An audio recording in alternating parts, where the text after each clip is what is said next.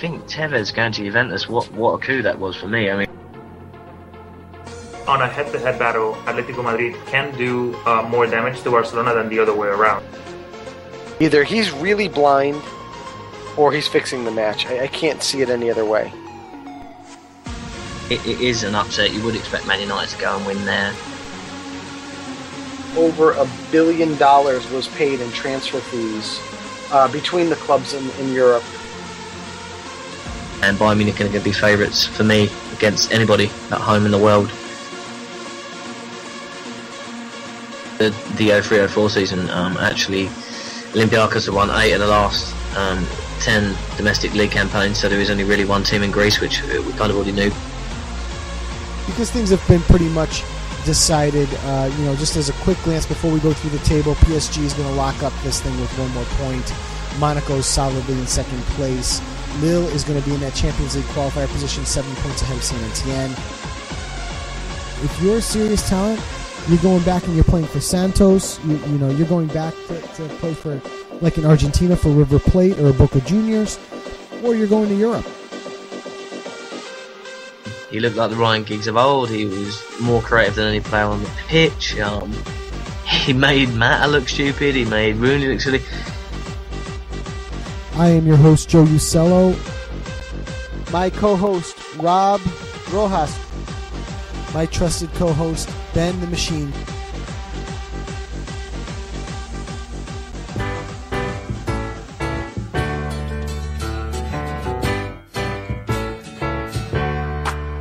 Welcome back. Your dreams were your ticket out. Welcome back to that same old place that you laughed about. Well, the names have all changed since you hung around, but those dreams have remained and they've turned around. Who'd have thought they'd lead you? Who'd have thought they'd lead you? Back here where we need you. Back here where we need you. Yeah, we tease him a lot, cause we got him on the spot. Welcome back. Welcome back. Welcome back. Welcome back. Welcome back. Welcome back. Welcome back. We always could spot a friend. Welcome back. And I smile when I think how you must have been. And I know what a scene you were learning in. Was there something that made you come back again? And what could ever lead you? What could ever lead you? Back here where we need you. Back here where we need you. Yeah, we tease him a lot, cause we got him on the spot. Welcome back. Welcome back. Welcome back. Welcome back. Welcome back. Welcome back.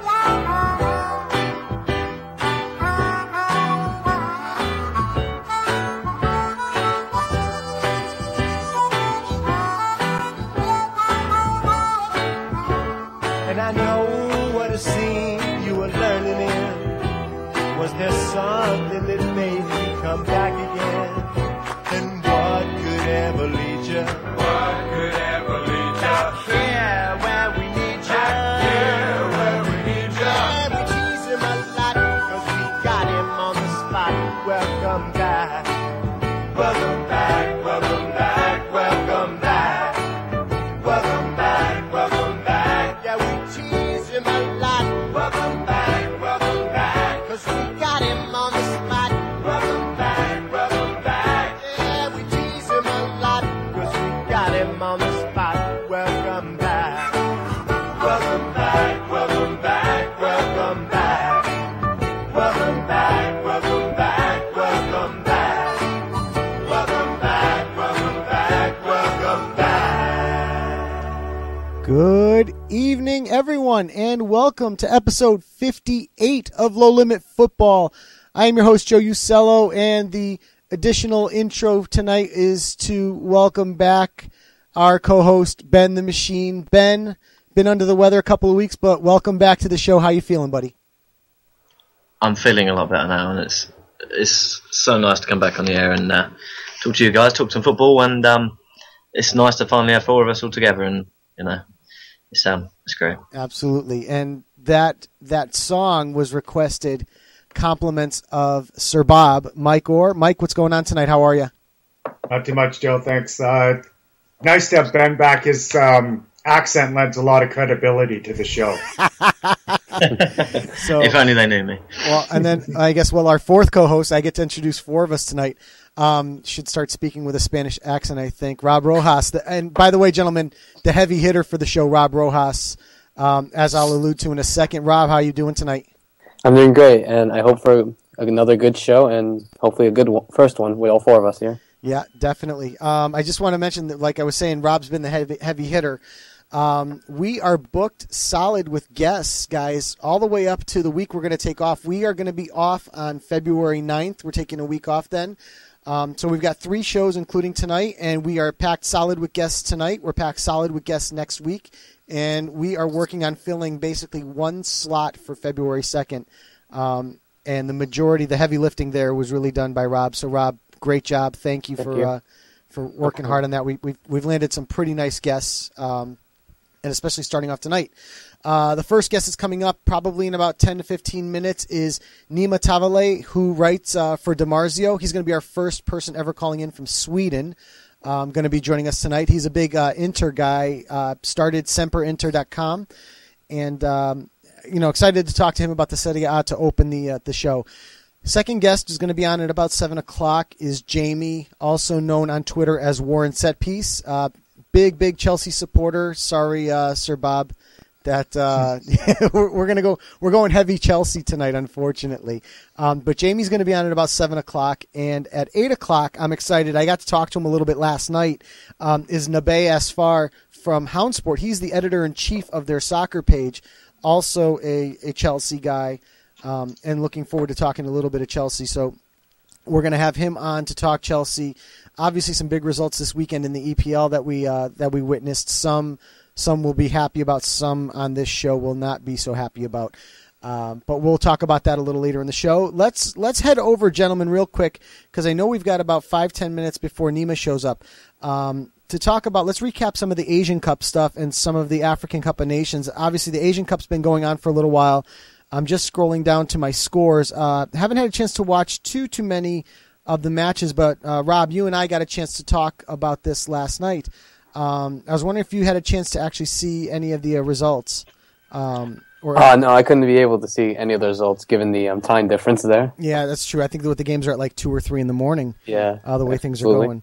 But let's recap quickly. On the 17th, Group A wrapped up, and we had South Korea winning the group with 9 points, Australia qualifying second on 6 points. So that Group A got decided a couple days ago. Yesterday, we had China and Uzbekistan advance over Saudi Arabia and North Korea. China winning Group B on 9 points, and Uzbekistan moving through in second on 6 points. Group C actually was decided in the wee hours this morning, with Iran moving through on 9 points after a 1-0 victory over the UAE, and UAE qualifying second. Bahrain beating Qatar this morning 2-1, so Bahrain finishing in third and out of the competition. And later on this morning, we will have the final groups decided, and probably the closest group. We've got Group D with Japan leading the way currently at 6 points, Iraq on 3 points, Jordan on 3 points, and Palestine on 0 points. We have a situation where we could potentially see Japan beat Jordan and Palestine beat Iraq, and see the Palestinians even on 0 points potentially move through in this group. So it looks, Rob, when you and I discussed this last night, it looks like Japan is all but through to the next round. And it's just going to be a matter of these 3 teams fighting for that one position. So, moving. Are you sure if Palestine wins, they're through? Don't they use goal difference? I think. I'm not sure. This is the one thing that we. Oh, here we go. The tiebreakers. Let me see if I can find us some tiebreakers. Greater number of points, goal difference. Yep. So you know what? They'd have to win by 9. They'd have to win by 9. So that's it's certainly it's probably a little too much of a reach, but still mathematically alive. Still a good battle for a second. Yes, absolutely. With Iraq and Jordan, and it's pretty well known that Iraq is a decent side here, although they did lose to Japan 1-0 and they did beat Jordan 1-0. So there's still the potential that this could come right down to the the last few seconds. Moving through to the quarterfinals, so we have most of our matchups already set. We have South Korea and Uzbekistan playing on the 22nd. Iran is going to play the runner-up of Group D on the 23rd. We have China and Australia on the 22nd, and the winner of Group D, which will probably be Japan, playing the United Arab Emirates on the 23rd. So, it's one of these things. I keep going back to Sir Bob, what you've been saying about these tournaments. You're not a big fan of the international stuff, except for the World Cup. I feel like I'm a big fan of international stuff, but only when it doesn't interfere with the club stuff. So if you're going to have these tournaments, run them in the summer. Run them when the Copa America is going to run, and when you would have the Euros and that sort of thing. Don't run this tournament in the middle of January when we've got to start pulling players off of teams so that we can run this tournament. Sir Bob, are you're kind of along the same lines? I agree, but I guess if the tournament's going to be run, now's the time to start watching this one. Now that they're in the knockout stages, right? Yeah, now's when it gets a little interesting, I would say, to say the least. So the next tournament, and like I said, we should have Nima up here in a couple of minutes. The next tournament I want to talk about is the African Cup of Nations. This one kicked off this weekend. I'm going to run around the room here first, and I'll start with you, Rob. Have you seen any of the African Cup of Nations matches that have come up since Saturday? I have. I saw the Gabon match against Burkina Faso. Okay. It's in the victory. I saw the Congo against Zambia, and this morning I saw Senegal 2-1 victory over Ghana. You did see that match. Okay. I'm gonna come back to you in a second because I'd like your impression of that. Yeah. Ben, how about you? I must admit I haven't had a chance to really. It's only been the last few days. I've felt well enough and not been dizzy when I watch TV. But I always do like the African Cup of Nations. Like it's a real decent level of football over there now. So yeah. I'm going to try to catch up as soon as I can. And I know there was a few matches today as well. The Ghana, Senegal, like you said, and Algeria beating South Africa. I watched that. So. You saw the Sir Bob. You saw the South Africa one. Yeah. Okay. So, all right, I'm going to come back to you in a second. Rob, give me your impressions of the Ghana-Senegal match, because I heard that was quite the exciting finish. Yeah, absolutely. Obviously, Ghana took the lead in the 14th minute courtesy of a Andre Ayew penalty. Okay. And then in the second half, Senegal went on to score in the 58th minute by Mame Biran Diouf. And in the last minute, Moussassa Sow in the 93rd minute. That's the one that I heard. To win the match. I'd heard about that one, that Moussa Sow scored in the injury time to take the victory away from Ghana, or to take the points away from Ghana. It's pretty exciting stuff, and this is the kind of stuff we expect. Ben, like you were saying, they play an interesting brand of football over there. These African nations do, and tends to be on the exciting side. There's never a lack of drama, so certainly the proof is in the pudding with the way the Ghana-Senegal match finished off today. Mike, you had the pleasure of watching the Algeria-South Africa match. Tell me a little bit about that one. South Africa was in for an upset for a good 50 minutes or so. Then they did take a lead, and then it all fell apart for them with an own goal. And I think it was about the 65th minute thereabouts. And then it really fell apart. There was 2 more Algerian goals in the next 15 minutes. Okay.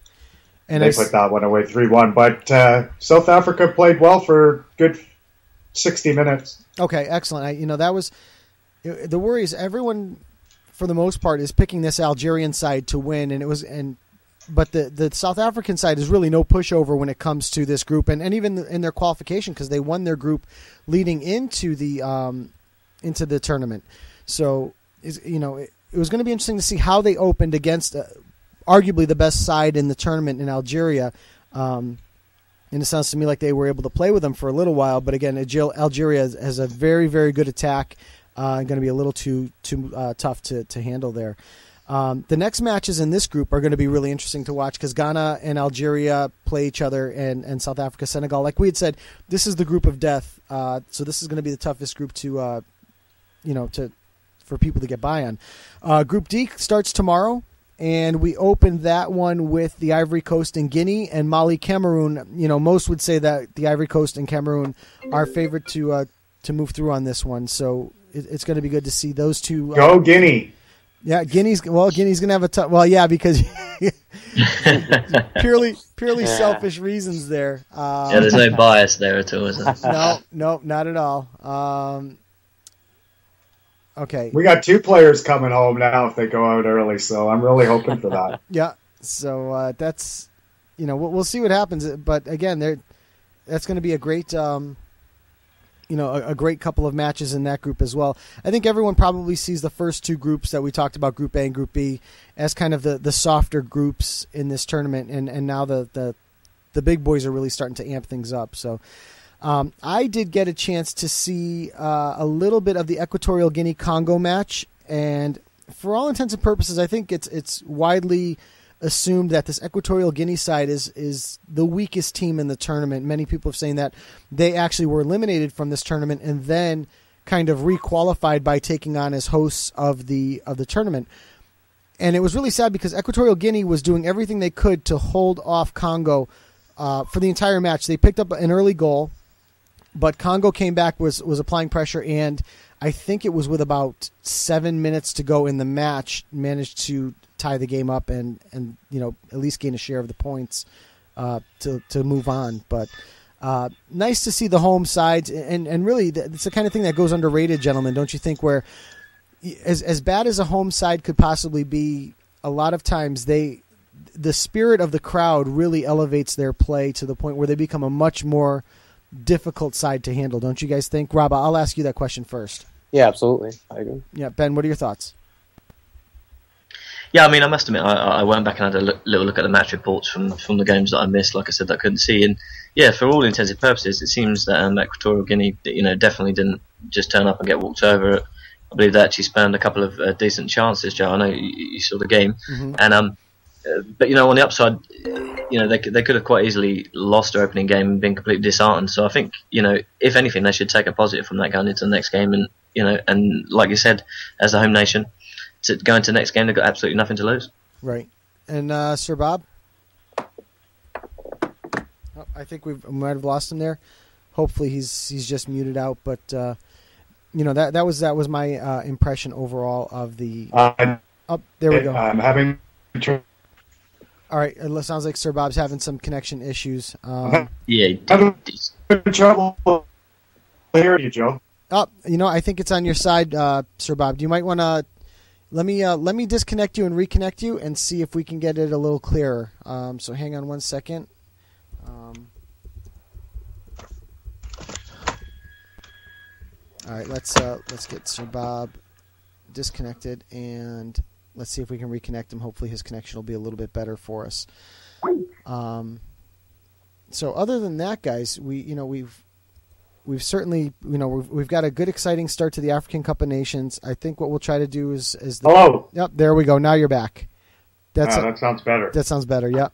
So I think we've had a good start to the African Cup of Nations, and I think moving forward, hopefully, the tournament will continue to bring excitement as it usually does, and we'll be able to talk about some stuff with guys like Sulaiman Folarin and Oluwadi Lofi, who has come onto the show before to chat with us. So, you guys want to make as I'm waiting for Nima to come up, any predictions you guys want to throw at us here for Group D tomorrow? Ivory Coast, Guinea, and Mali, Cameroon. Besides Sir Bob taking Guinea in the upset, I think really you're going to see these go with form. Really, I think pretty much everyone's expecting Ivory Coast and Cameroon to come through these with wins, and I think it would be quite a surprise if they both didn't win tomorrow. Really, I would agree. Rob, how about you? Yeah, I agree. I think Ivory Coast and Cameroon are going to take these ones, but you never know what's going to happen in these type of tournaments. It's true. Mike, you care to change your stance before we move forward? I'm just still hoping that Ivory Coast goes out early. After 2 games, maybe. They lose so bad in the first 2, they just send them home for the third one. And they don't even bother. Yeah, we have Torre back and Boney, I guess, for the Chelsea game.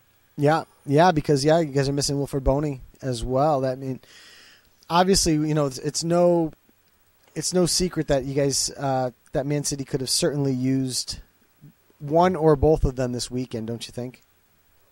Although Navas needs to learn to somehow get the ball off the ground. 18 incompleted crosses. There was Navas, right?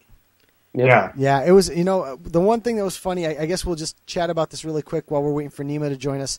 I was watching Craig Burley tweet about the match as it was going on, and he said the words Jesus Navas and good cross have never been uttered in the same sentence. And he said it, and I'm like, yeah, you know what? I don't remember Jesus Navas ever, playing a good cross. One of those things where you looked at and you're like, wow, the cross was better than the goal. And so I started to pay attention to it, and my God, they were all over the place. I mean, he sprayed them everywhere. They would go everywhere but where they were supposed to go. And I don't know if he's just rushing it, if it's not his forte. I mean, the guy's got pace. He needs to let go of that R1 button. Yeah. When he's doing the cross. And Fifi holds that R1 button. He needs to let go of that. For the Drake Corderos listening in. He just felt like he was just spraying them everywhere. And it really led to, lost chances throughout the entire match, at least in terms of what I saw. And I know we're going to... I think Arsenal was full credit for the victory, but I certainly don't think that was a penalty by Company. He just stood his ground. I'll tell you what. Let's because I'm waiting for Nima to get back to us. So let's talk about that real quick. And then, Rob, I don't know if you want to shoot him a quick message. I know you were chatting with him to have him come on the show. So if you want, I'll try. Yeah, I just touch base with him real quick. Let's talk about the Company penalty because certainly agree with you, Mike, where it looked like he was standing his ground. I mean, was there contact? Yeah, there was contact there. Of course there was. But was it something that he couldn't avoid it, but would it have affected the play? Okay. I think the ball was pushed beyond where he could get around Vincent Kompany. And then, like you said, he was trying to move out of the way. Yeah. He was bringing his foot back. I don't know what else he's supposed to do. And in the end, I think we should probably ask all our guests this question tonight because does Vincent Kompany there have a right to stand his ground? Does he own at that point where they stand, does he own the pitch under his feet? Because if he does, then it's not a foul. Okay, so this is really kind of getting into more of an interpretation of the rules. In Florida, he could have shot him. Oh man, it always goes back to that. The stand your ground law, right? Yeah, right. But in all honesty, I mean, Vincent Kompany has a right to be in that space. Am I wrong or? And it wasn't like I think you're right. But Kompany did get away with. He probably could have been sent off, considering he had one yellow card a little later in the game. I don't know if you've seen that one. Yes, I did see that. So he could have picked up another one, but he didn't. I'm just wondering if the ref kind of knew he made a mistake on the first one. Maybe. I do think that, sorry to interrupt you guys, but I do think Kompany did look a bit rusty in the game, really, and I don't think Demichelis was that good either, really. I think it was just poor all around, if I'm totally honest. Okay. But for what it's worth, I don't think it was actually a penalty, but I do think that, ironically, and an unusual thing from the City thing, but the two centre-backs looked pretty poor for me in the game. No, I agree. Kompany was pretty. His feet just aren't there yet. No, that's the truth. I didn't think he was. I don't think he was there yet either, and it's. I wouldn't be surprised to see him play in the FA Cup this weekend for sure. Yeah. Just to get some more game time. Yeah, just to get him, back on the road. So, it's going to be, it's going to be interesting to see what they do. The one thing I talked, and this is, and I just got the pronunciation of his name, and I hope I'm hitting it right. It's not Nabae, it's Naba, and so I hope I said that right. And if I said it wrong, I hope he messages me on Twitter to make sure I've got the pronunciation of his name correctly. But Naba said that, and I lost my train of thought. And he's telling me that I got it right, but I did lose my train of thought as to what I was going to say. But he and I talked about this as of yesterday. It was the position Man City is in right now compared to the league, and Man City right now is almost as far from the title as they are from the playoff position for the Champions League. And it's just, we've got to remember, guys, 2 weeks ago we were talking about these two teams being dead tied for the lead, remember? Yep, absolutely. And 4 weeks before that, we were talking about Chelsea being 9 points or 8 points ahead. So there's a long way to go. There's 41 points to go. Oh, it can. Oh no, it can certainly. 51. Sorry. It can certainly be done. It can certainly be done. I'm not saying that it's not, but the one thing that the one thing that Chelsea starts to get is time. They get time on their side to be able to cruise in and have a stumble. Do you know what I mean? Where you're 5 points ahead. Yeah, that's what makes this game on the 30th huge. Yeah. Yes, and we're going to talk about that. We beat Chelsea. It's 2 points. Then they don't have that as much room for error. I really think if you see Chelsea win that game, then I think when it goes back to 8 points, that's what I mean. And once the games start to go 3 points and swing, a 6 point game is huge. I really do think that if Chelsea beat Man City, then I do personally think the title's over. Yeah, I agree, but it's going to certainly bear some watching. But like I said, it's going to be something that we're going to have to that Man City can't give up any more points. Wouldn't you guys agree? Yep, absolutely. Yeah. From here on out, it's. I don't want to say they have to win every match, but they certainly need to match Chelsea pace for pace, if not better. And also, not only that, take advantage when Chelsea slips. Because, come on. It's a long season, gentlemen. It is difficult. Nobody's winning every single game, especially in the EPL, where the teams are very closely matched. I would say the top 7 or 8 teams, when playing each other, can easily beat each other home or away on any given day. There are no gimmies in the EPL this season or for the past, I'd say, 3 or 4 seasons. So what Man City has to be cognizant of is the fact that they have to jump on those chances when Chelsea does slip, whether it be they're tired from playing in the Champions League or they've suffered a knock somewhere here or there. Man City's got to be capable and able to jump on those chances and then start to close that gap. And I think then we'll see it because Mike, if you recall, we talked about Chelsea being like 6 or 7 points ahead at one point. But then there were a couple of stumbles midway through the season, and City was able to take advantage of those stumbles. So I think they have to be ready to jump on that stuff, and they certainly can't stumble themselves. And we're 5 points, then we go to 7 points, then we go to 10 points with a loss and a direct loss and win, and the party's over, and the season is history. So that's unfortunately how it would end. Anything, Ben, anything you want to bring up? Obviously, you've been away for a couple of weeks. I'm going to kind of put you on the spotlight here a little bit. Anything you want to talk about as I start to bring Nima on? Not particularly. Obviously, like we said, the Chelsea Man City game's huge. But as far as Nima, and we can go over to Serie A, and I think it's going to be interesting. I want to get his opinion on not only for Inter this year, because actually I was reading some blogs before this. Yeah. And all right, so there's expectation from Inter to still be able to make the Champions League, so it's going to be interesting to see what. All right, Ben, I'm going to cut you off. Because yeah, it's fine. Joining us now as our first guest tonight is Nima Tavalley from DiMarzio. Nima, this is Joe Usello from Low Limit Football. How are you? I'm good. How are you guys? Thanks for having me on. Good. Thank you for joining us. Hopefully we don't keep you up so late. You are certainly our first caller and listener from Sweden, so pretty excited to have you on the land of Zlatan Ibrahimovic, no? Exactly.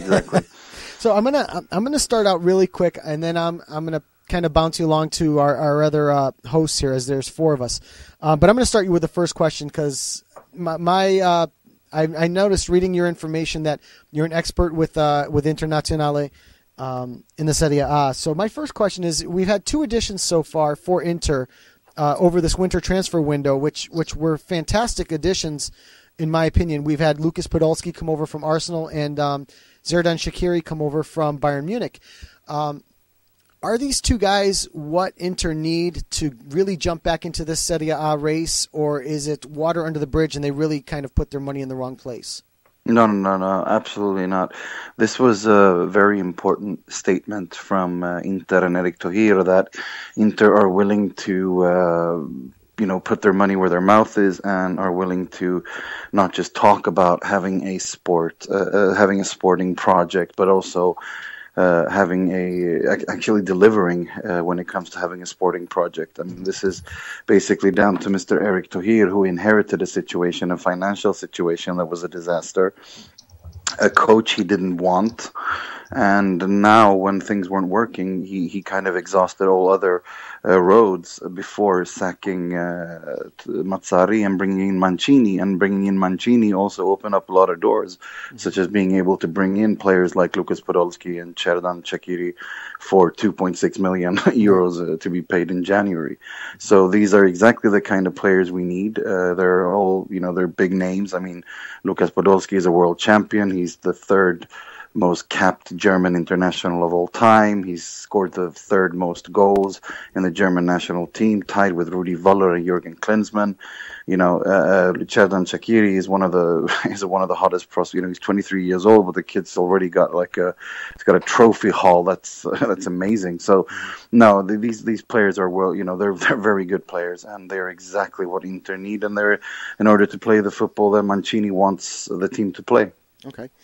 I'm going to start passing you along to our other co-hosts. I know they're all sitting waiting to ask some questions. So I'm going to send you over to Rob Rojas first as he has the next question. Go ahead, Rob.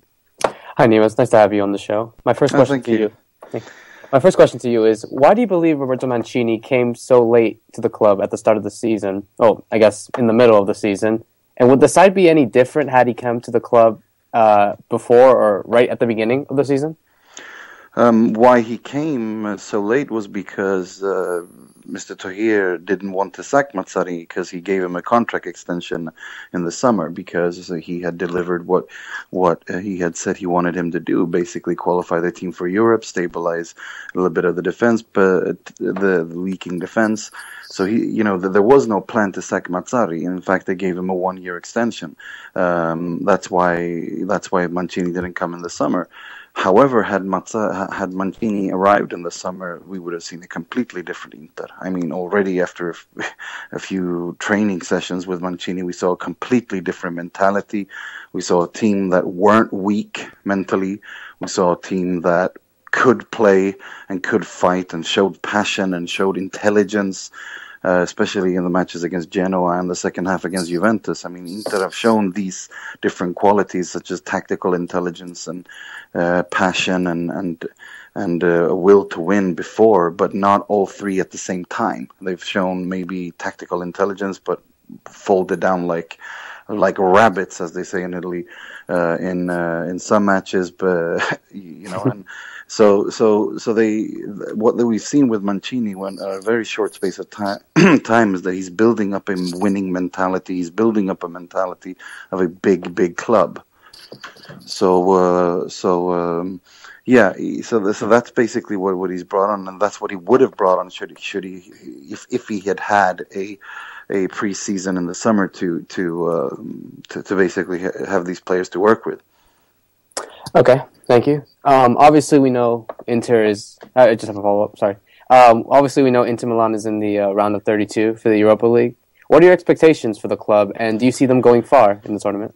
Mancini has said that the Europa League is a route to the Champions League, and this is something that the club takes very seriously. So I think, definitely the club will definitely try to go for that. The draw doesn't look too bad. I mean, Celtic are a good team. Scottish teams always fight. They never give up. They have a never say die attitude. And also they have a Swedish striker named John Guidetti, who, Swedish players have a tendency of always scoring against Inter. I mean, Ekdal scored a hat-trick, and so I'm not surprised if Guidetti puts in a performance of a lifetime against Inter. But having said that, I think Celtic is a team we should beat, and we should definitely go far. We should at least go to the quarterfinals of that tournament. After that, it's a cup game. Anything can happen.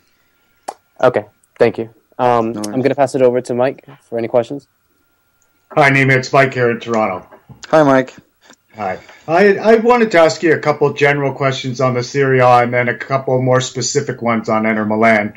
Sure. And One question I wanted to ask you is Carlo Ancelotti and Diego Maradona were recently named into the Italy Hall of Fame, and they joined the likes of Roberto Baggio, Paolo Cittini, Marcello Lippi, and Capello. I'm just wondering what your feelings are on their induction and the importance of the Italian Hall of Fame. I'm really happy it exists because Italian football and Il Calcio has always had, it's one of the biggest scenes and it's been one of the best leagues or been the best league in the world for such a long time and has had some magnificent players. And so I think it's amazing that I'm really happy that they have a Hall of Fame in Italy for these players. I think it's a fantastic way of paying tribute to these greats and also a great way of kind of linking the past together with the future. To answer your second question, what I feel about them being elected into the Hall of Fame, I mean, Maradona is the greatest player of all time, if you ask me. Carlo Ancelotti was a fantastic player, part of the Grande Milan, and he is, in my opinion, a fantastic manager and coach as well. I mean, if there's anything, if anything tests to this, it's just listening to what someone like Zlatan Ibrahimovic said about him, saying that Ancelotti is probably the best person he's ever had coach him. He said he's almost like a father to him. Ronaldo loves him. Ancelotti, whatever he does, he doesn't build his teams around the same way that Mourinho or Capello or Sacchi or these others do. But whatever he does, his players actually love him. And I mean, just look at what he's done. I mean, 3 Champions Leagues, taking La Decima with Real Madrid. These are some fantastic feats. Is there anyone else you would have liked to have seen get in, or someone you'd like to see get in the near future? Well, I mean, Javier Zanetti has to be. I mean, he's an institution in Italian football. Totti after he quits, Del Piero. There are so many. I could go on. I could go on for a long time. Okay. But I mean, there are so many players. There have been so many great players and such fantastic. I mean, Ronaldo, Il Fenomeno, the Brazilian Ronaldo. There are so many. There are so many that need to be inducted and will be inducted. But I mean, I guess you can't just shove everyone in at the same time because the glory, the star glory, everyone will kind of drown out in. If you put too many stars in there. Yeah. Okay, I guess I wanted to ask you, with prospect of the second straight season without European football for AC Milan, and Inzaghi's tenure is increasingly under scrutiny midway through his first season in charge, do you think he might be let go? And if so, who do you see coming in to replace him? I think that... I wonder if they have completely lost their minds over at AC Milan. I mean, Jesus, these past few days with everything from the bus being sold to that ridiculous statement that we're only 5 points behind the third place. I mean, Jesus. I don't know what is going on at that club, but it is not the old Milan that we're used to that is on top of things. This club is in complete chaos. I mean, they're like the Inter of mid-90s, early 90s. And they're just pissing their fans off as well. So I think appointing Inzaghi was a mistake in the first place. I think, firing Allegri, who I actually think is a decent coach. I know a lot of people don't agree with me, but I think he is a decent coach. I think he was very disrespected at Milan. I mean, if you look at how he had his team slaughtered, he really did the best he could with that team. I think that if they're going to get rid of Inzaghi, which I'm sure they will, I think it would be pretty good if they brought in someone who understood Milan, who was kind of raised there. It doesn't have to be, a grande, coach, someone like that. But I would bring someone who's got Milan in their DNA. I mean, Rijkaard, Van Basten, Donadoni, someone like that on the managerial side. But at the same time, I would also bring in more. I would make sure Maldini and kind of make a fresh new start with involve Baresi, Maldini, all these other great Milan legends. more involved in the club and in the near the team, so that build from scratch, pretty much. But more importantly, give Galliani something to work with here. Nima, he's basically working mad. He's got nothing to. He's got nothing to work with. Nima, I want to jump in real quick to go back to Inzaghi real quick. I always thought it was a mistake to fire Clarence Seedorf in place of Inzaghi. Do you think it was a mistake to get rid of Seedorf? Would Seedorf have been a better option to stay with him? I've heard a lot of Milanisti say this, but I don't agree with that because of the fact that Clarence Seedorf wasn't a coach. Mm-hmm. He wasn't even a coach. He basically, when he was asked if he could take over the bench there, he was still playing in Brazil. So I mean, this was his first job, and I'm sure that Clarence Seedorf could at some point develop into a good, high quality coach, but he isn't that right now. And so I think it's kind of exaggerated, this whole thing with, Seedorf was so much better, because at the end of the day, you still have Armero. Whether or not you have Mourinho or Inzaghi or Capello, Armero is Armero and Mexes is Mexes. There's a saying in English that you can't make chicken soup with chicken shit. And that's kind of what whoever runs that hen house is going to have to face. That's what they've got. So, all right, I'm gonna send you back over to Mike real quick. I know he has one more. I just wanted to cut in because that thought crossed my mind. Cool. Hi, Nima. I wanted to talk about the team that's a little closer to your heart, Inter. And Roberto Mancini was infuriated this weekend by the 0-0 draw with Empoli, and he even labeled his team as useless. After good performances against Juventus and Genoa, I'm sure supporters like yourself were seeing a little spark of hope. So after the result this weekend, do you agree with his assessment, and do you think he's also to blame?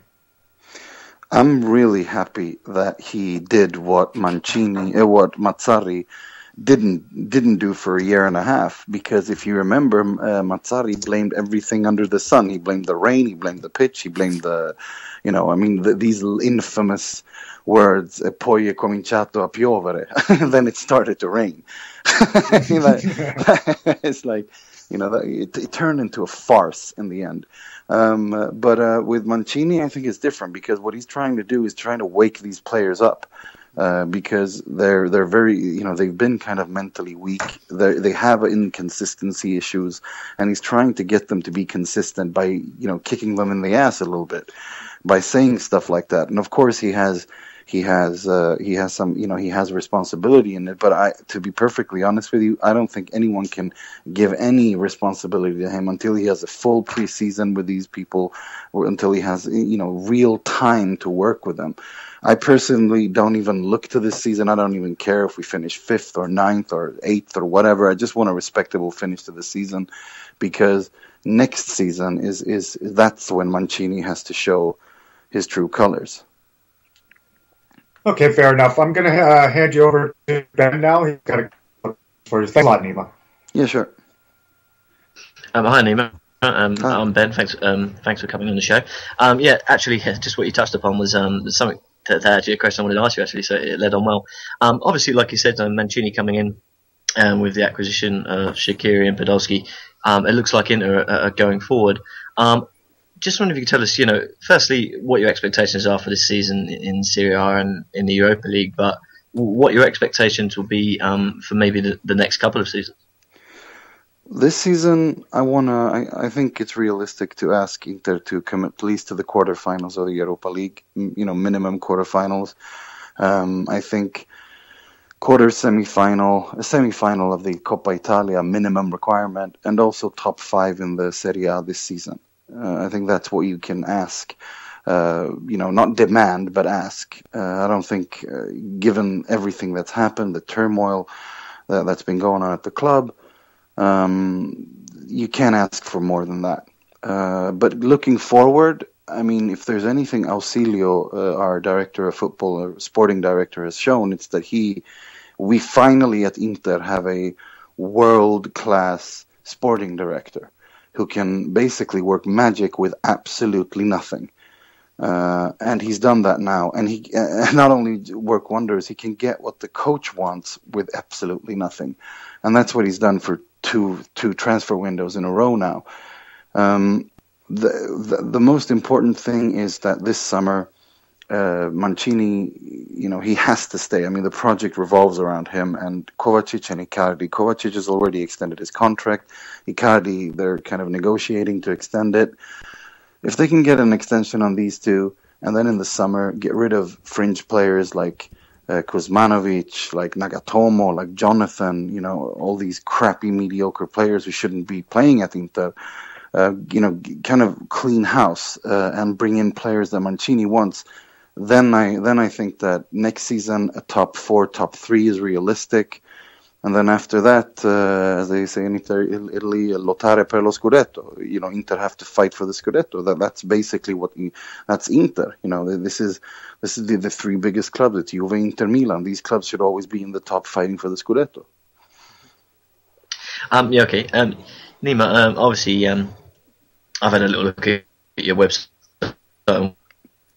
We all have the Inter.com. I was just wondering if you could just tell our listeners what it's all about for anyone that hasn't visited the site yet.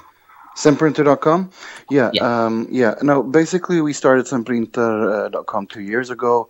We've been working consistently very hard on basically following Inter 24/7, 365 days a year in English because, most people don't speak Italian. We're also down in Italy at least 5 to 10 times a year. We're always there for all the big matches, home games.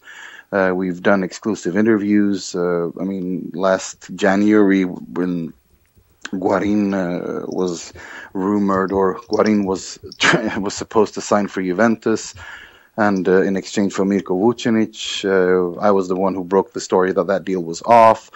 So we basically follow Inter 24/7, 365 days a year. So if you have any listeners who don't know who we are, well, then I wonder which rock they've been living under, because we've been working really, really hard.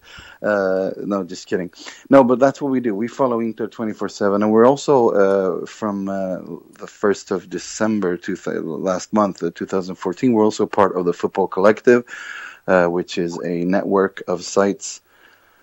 It's a network which ties together the 16, 17 blogs or news sites like ourselves regarding the top football clubs in the world or in Europe. And so basically that's what we do. We do everything from exclusive news to exclusive interviews to breaking news to just everything, report everything, or try to anyway. For anyone that didn't hear it, that's Sempre, Sempre, Inter.com. Just one last question, Nima, before I hand you over to Jay. Off of Inter now, but onto Juventus. Obviously, Juventus are the only Italian side left in the Champions League, and I was just wondering, how far do you feel Juventus can go in the Champions League, and are they a real threat to win it? As much as I hate to say this, I actually see Juventus as a dark horse to winning the Champions League. I really do. Juve I think they have solidity. They feel very stable. They get the job done, and they have Carlos Tevez and Pogba, who's just turning out to be a world-class player. I wouldn't, I'm not saying they're a favorite or something like that, but I definitely see them as a dark horse. I mean, if they beat Dortmund, then quarterfinals, they could get an easy draw. Then all of a sudden they're in the semifinals. Then things start to happen, because Italian teams are like that. In the beginning they're a little bit slow, but once it comes to the semis, then they're really up for it. If they can motivate themselves. And once again, if you're in a final, anything can happen. It's a one-game thing. So for me, Juventus is a dark horse, definitely. But the favorites are, without a doubt, it's the usual suspects. It's Real Madrid, who are playing magical football right now. Barcelona, Bayern Munich, of course, City, Chelsea.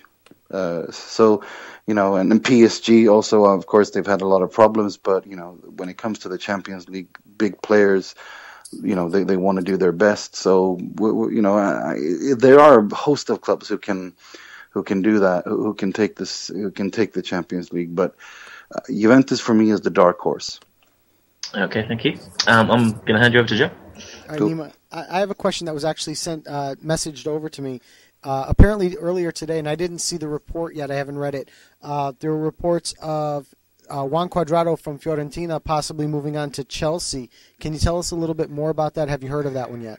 No, I haven't heard too much about that. The thing is, my computer this morning decided to commit harakiri and kill itself, so I haven't been able to work on a normal basis as I usually do today. So I had to go in with my computer to the repair guy and just basically pray for him to be able to salvage anything. So I haven't seen too much on that. But I mean, as I say, if we don't report it on DiMarzio, then obviously we haven't heard anything, and I don't think it's really appropriate for me to comment on other people's work. So, sure. No, like I said, I had that question sent to me, so I wanted to pop it. Yeah, sure. Yeah. So. No, I understand. I just if we report it, then obviously we can answer questions on it. But I mean, it's not really nice of it. It's not a very nice thing to do to talk about other people like that. I'm being told that was reported on DiMarzio today. Oh, well, great. Then, because like I said, my computer's been completely, like I said, I woke up this morning and my computer just didn't work. So I had to devote my entire day to fixing that. Oh, that's a nightmare of a day. So. Oh, tell me about it. I know Rob and Mike have some last questions. I'm going to send you back over to Rob, and then they'll get you back around to me. So go ahead, Rob. Yes, hi, Nima. This is more of a opinionated question than an actual news one or anything. Out of Juan, Icardi, and Kovacic, who do you think will turn out to be the best player in 5 years, and why?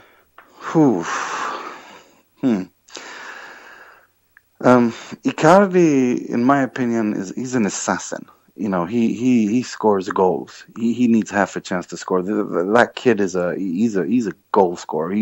Some players just have it, and he has that. He's not the best dribbler. He's not the best in the air, but he scores goals. Kovacic has the most football in him, if you look at it that way. I mean, as a footballer, Kovacic has the potential to be, he's probably the biggest talent to come out of the Balkans of all ever. I mean, he's played Champions League football at 15, 16. The kid can play, and he's got so much potential in him. It's just finding the right position for him and finding the right, and creating a team around him so that he can express himself in the best way. And that's what Mancini is doing right now. He's kind of remolding or demazzarifying the poor kid in order to get him to play football again.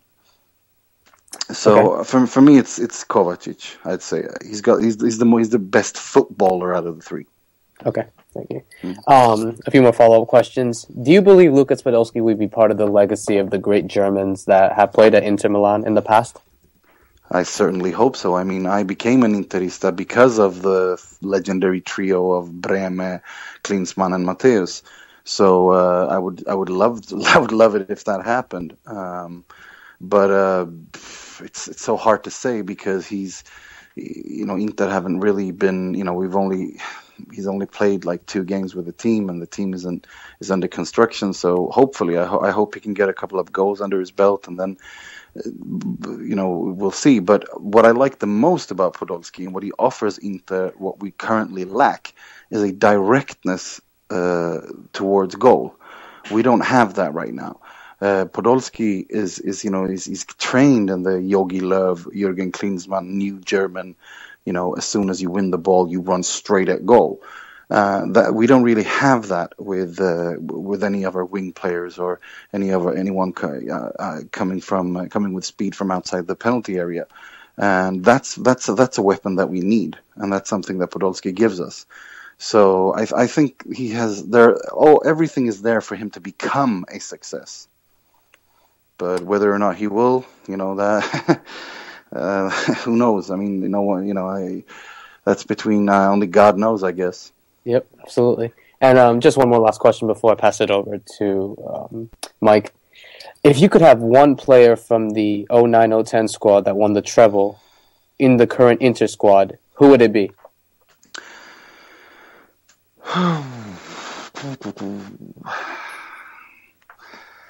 That's a hard question because I love every single one of those players. But who would actually? Yeah, you know what? I'd say Walter Samuel, because the Samuel as a defender, he gave so much. Even when he had Ranocchia and Juan around him, he made them look like decent defenders. And Walter Samuel, the intelligence of Walter Samuel, his tackles, his timing, the way he read the game. For me, Walter Samuel, or actually Esteban Cambiasso. I mean, when you speak of intelligence, I mean, I think it was Mourinho who said that playing with Esteban Cambiasso is like playing with a coach on the pitch. And that's the intelligence that he possesses. He's not the fastest guy on earth, but he always is in the right place at the right time. He wins the ball. Good left foot. No, I'd say Esteban Cambiasso. Also because I absolutely love him. So yeah, Cambiasso. Yeah, absolutely. I hope, just for our sake, that Esteban Cambiasso does well at Leicester, and Walter Samuel can do some good stuff against Porto in the Champions League in the round of 16. Yeah, we'll see. Yep. All right, thank you. I'm going to pass it over to Mike for questions. Hi, Nima. It's Mike again. I'm not sure if you're going to be able to answer my questions given your computer problems today, but I'll try anyways. It's been a busy week for Sampdoria. They look like they're going to complete the signing of Eto'o tomorrow, and they've also confirmed that they've signed Colombian striker Luis Muriel and Italian defender Andrea Coda. They'll be joining from Udinese later this week. Do you think this is enough to keep them in fourth, or maybe even get them third place in the table this season? I first have to say that I'm incredibly impressed by what Massimo Ferrero and the director of sport Osti, Carlo Osti, have done at Sampdoria. It's incredibly intelligent. I was a little bit like Mihailovic. What's he? How? Because I remember the disasters he had at Fiorentina, but there were a lot of things that weren't right at Fiorentina at that time. I mean, it was during the decline of sporting director Pantaleo Corvino, who, so that was a different story. But no, I'm very impressed by what Mihailovic has done at Sampdoria. I'm really impressed by how they've managed to wrap these two players up. I think Muriel. I mean, if you look at it this way, they got Okaka, Muriel, and now Samuel Eto'o. They've got Pedro Obiang, they got Alfred Duncan, they've got a couple of Inter players there who are doing really well. No, I'm really impressed. I think Sampdoria will finish top 5.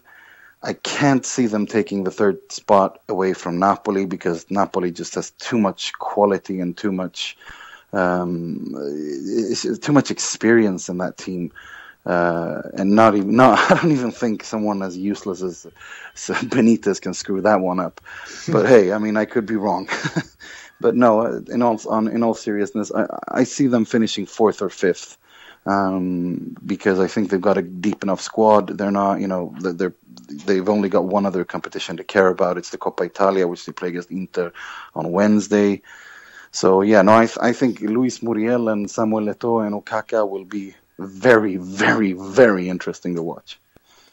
Okay, and I just want... Oh, sorry. Go on, sorry. I was just going to say that you got to remember, though, that Luis Muriel is going to be out for another one month. Because that's what kind of that's why he failed his medical in the first place. Because Udinese said his injury was only, he was only going to be out for 6 days, but an independent doctor looked at it and said at least 30 days. Right, so, that deal did fall apart last week, right? Yeah, exactly, it did, and because of that injury, and therefore they had to renegotiate. But I mean, if Muriel can get into it and come back from the injury, I think Samp has made. I'm really impressed. And Coda is a very stable center half. He, you know what you get with him. It's like when they got Silvestre from Inter, the Argentinian, who was a complete flop. They play a very. They're a team. There are no superstars like that, and especially in defense, everyone helps out. But I gotta say, selling Gabbiadini and bringing in Muriel, Coda, and Eto'o, hats off. Okay, and I just wanted to ask you about a couple of rumors that surrounding your team, Inter Milan.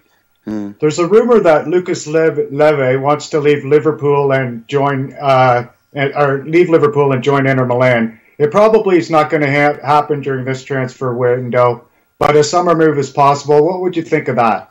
Depends. I mean, there's talk of Las Diarra, there's talk of Mario Suarez from Atletico Madrid. There's been talk of Lucas Leiva. Inter wanted to bring Lucas Leiva. Liverpool didn't want to sell him in January. Inter talking about getting Mario Suarez from Atletico Madrid. I think, it depends on what happens. Do they bring someone in now? Then I don't see them bringing. It'd be very difficult for them to bring in someone in the summer as well.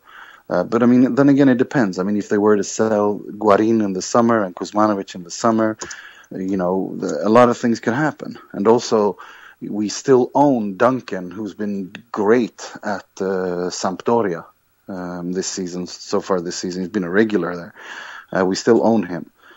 So, there's a possibility of him coming back. We'll see. I mean, personally, I think Lucas Leiva has seen his prime the same way that I think the Las Diarra has seen his prime. I'd rather bring someone like Mario Suarez from Atletico Madrid, he's a Spanish international, he's a defensive midfielder, he's a Diego Simeone player. That means he will work hard, and he fits the profile of Roberto Mancini, and the football Roberto Mancini wants to play. Okay, and there was one more rumor that hit the air, or the Twitter, just before we hit the air, and it's that Inter have their eyes set on Fluminense Gerson. Yeah, Gerson, yeah. It's he's a young kid, isn't he? He's like born 1997. He's in the Brazilian U20 right now, so yeah, he's pretty young. Yeah, I think that's a player similar to they might use him the same way they used Ruben Botta. Those kinds of, it's an investment. You bring him in, you see what he does. Is he good in the Primavera? Can you loan him out? Does he develop? Doesn't he develop? That's how a lot of clubs operate. Try to give contropartita, as it's called in Italian. Basically, counter players to sell, to bring down the transfer fee and money. Right. Okay, thanks a lot, Nima. I'm going to send you back to Joe. Thanks for answering my questions. No, anytime. Thanks. Nima, I'm going to close out with just one more question. I literally have about 6 or 7, but I know, we've been running pretty long on time. So my last question to you is actually another one that was sent over to me, and it was about just an expert opinion on what Palermo's doing these days. Obviously, I believe they're sitting 8th in the Serie A table. Just had a dramatic 1-1 draw with Roma at home in Sicily.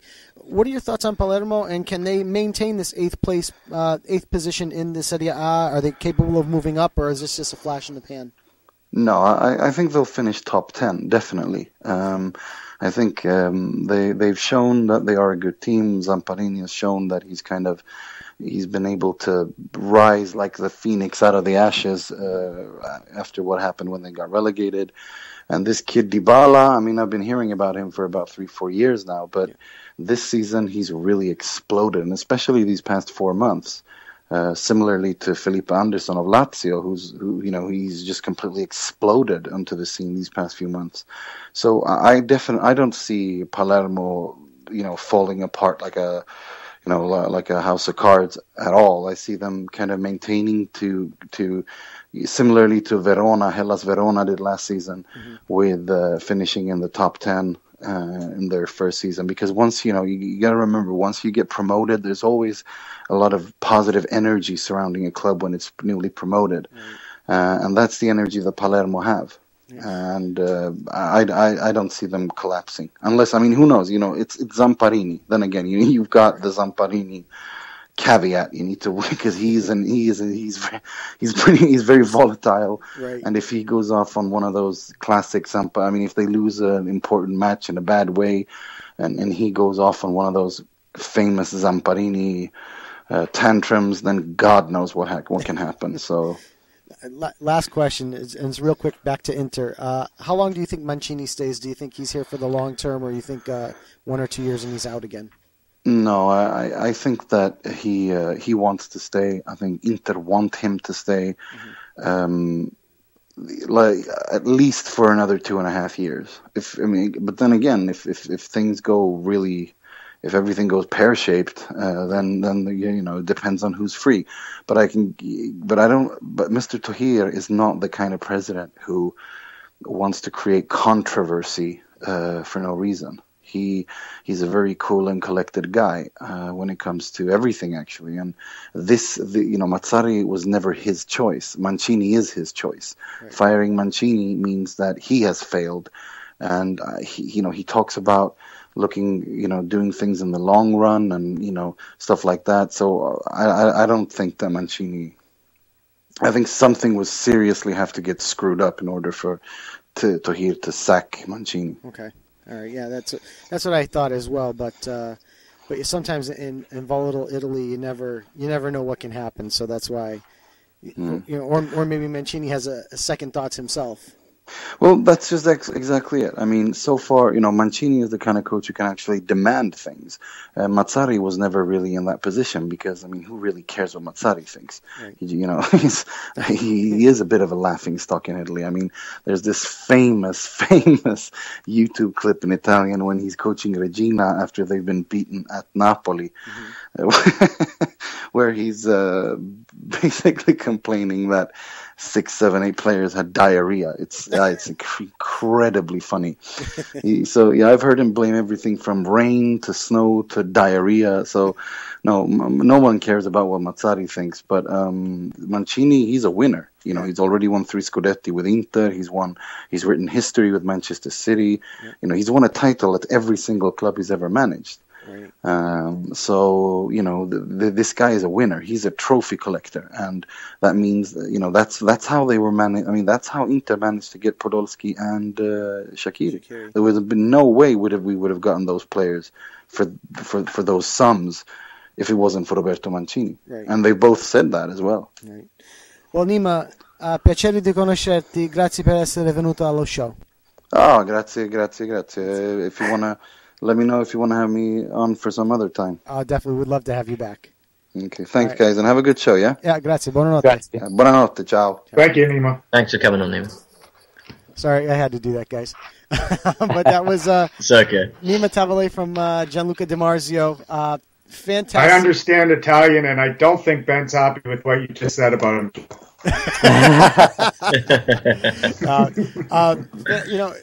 We've been really blessed as a show to have such great guests, and he's definitely no different from any of the other ones in terms of just the quality of him to be able to just call those things off the top of his head. It's just it's amazing. So, Rob, I'm going to go to you first. What were your thoughts on what Nima had to say tonight? Oh, very knowledgeable about all things Inter Milan and Serie A. So it was great to speak to him about it. Yeah, we never even made it over to Giovinco. We never got a chance to talk to mention that. So how about you, Mike? What do you think? I enjoyed leading an Inter Milan fan with an AC Milan question where he can actually cut them up and have a merit to do it. So I think he enjoyed that. Yeah, I agree. And Ben? And it was fun. Ben, your thoughts? Yeah, it's definitely fun, but he's very composed and very knowledgeable, and he could just take apart subjects and definitely not afraid to give his own opinion, and that's great to hear on the show, and another great guest. No doubt about it. So let's, guys, amazingly, our time management is terrible because our next guest, which is Jamie, is going to be on in a couple of minutes. And I want to thank we've got quite a few listeners listening tonight. I know Naba's listening to us. Victor Scamorza's listening in. He joined us a little late, but a couple of guys listening in. So again, welcome to listening on the show again tonight, guys. We're glad to have you. And then Naba again is going to be on in a little while. So Inter currently, let's go back to just look at Internazionale real quick. They're currently sitting ninth on the table. They're actually tied with Palermo and AC Milan on 26 points, and they're only 2 points back of Genoa. And these guys really they have a shot at getting into these Europa positions. Lazio holding the last one right now on 31 points, but they've been playing pretty well as of late. They did suffer that loss over the weekend to Napoli, one that I, of course, got wrong. And then you've got Sampdoria, who's playing well, but those are the two teams holding the Europa positions at the moment. Then we've got Fiorentina and Genoa in between the Palermo, Inter, AC Milan. And Sassuolo, guys. Sassuolo is only 1 point back of those guys in 11th place. Really tight going into that Europa position in Serie A. I mean, obviously, Juventus and Roma are the class of the league. They're currently sitting. Napoli's 8 points behind Roma on the Serie A table, and Roma is 5 points behind Juventus. So we could be seeing a little bit of a separation there between first, second, and third. But from third down, we've really got we've got 7 points separating third place to 10th place. So you're talking about seven teams within 7 points. It's going to certainly be tight going down at least the next 3 or 4 weeks of the season. So and 2 teams in third. Yeah, we have 2 teams in third. That's right, with Napoli and Sampdoria both tied on points, and Napoli just ahead on goal differential. So, and then you go back and look at Sampdoria's, obviously with the additions we talked about with the Samuel Eto'o addition that we discussed with Nima just a few minutes ago, and they've only lost 2 matches so far this season, gentlemen. And one of them was recent to let's see, that was a few weeks ago. They lost to Lazio, who's currently 2 points behind them. So, again, this is a league that, when you separate out Juventus and Roma, even though Roma obviously stumbled against Palermo this weekend, when you separate out Juventus and Roma from third to, even if you go down to 12th, Udinese at 24 points, there's 10 teams that are within 9 points of each other. It's amazing to see the parity that we see in Serie A, very similar to what we're seeing over in the EPL, don't you guys think? Yep. Do you have the final table yet, Joe? The final table for the Serie A? Yeah, have they sent it to you yet? Oh yeah, I have it. Oh, they. Oh, you're brutal. You are. No, but I mean, it does mirror the Premier League a bit, I think. Yeah, except there's not really a relegation fight except for like the last spot. The other 2 are already looking like they're decided. Yeah, it looks like Cesena and Parma are going to be relegated. They're both on 9 points, and they're 7 points back of Cagliari, who's in a relegation position. In 18th, but then Chievo's on 18 points. They're the first team outside the relegation zone, and they they're certainly going to have to battle it out with Cagliari. Empoli's on 19 points and Atalanta's on 20. So we've got 4 teams within 4 points of each other for that one relegation position. But Mike, you're right. I think Cesena and Parma are certainly destined for Serie B next season. The one thing I should have looked up and I haven't is what's the Serie B standings. I'd be interesting to see what's going on there. So I'll have to look those up in a few minutes. I think our next guest, who goes by Jamie, Warren Set Pieces on Twitter, is just going to message me as soon as he's back. He had stepped away from his computer for a second, so he should be joining us momentarily. And you know what? Let's get him in here, because it looks to me like he is ready to go. So as soon as we can get him connected, joining us now on Low Limit Football is Jamie, otherwise known as Warren Set Pieces on Twitter. Jamie, it's Joe Usello from Low Limit Football. How are you tonight? Hi, I'm great, thanks. Great, thanks for joining us. I know no problem. It's starting to get a little late for you over in the... No, it's all right. So we won't keep you too long. Let's start out. I know obviously you're a big Chelsea supporter. You even write about Chelsea. Tell us your thoughts about where they stand so far, about halfway through the EPL season. We're quite comfortable at the moment. Mm-hmm. 5 points clear of City, thanks to that brilliant display from Arsenal on Sunday, which I sadly missed because I was sleeping in.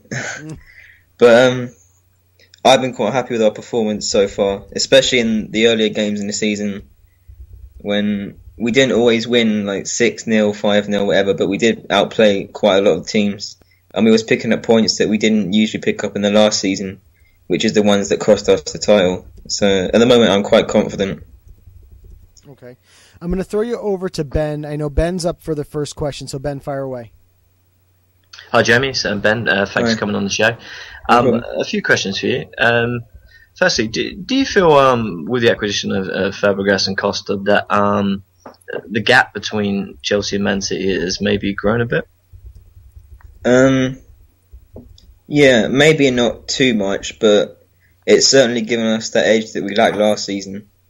I mean, last season we didn't even have a consistent striker. We was relying on Eto'o at home and then Bar away, and we didn't really have any sort of form when it came to getting goals from our strikers.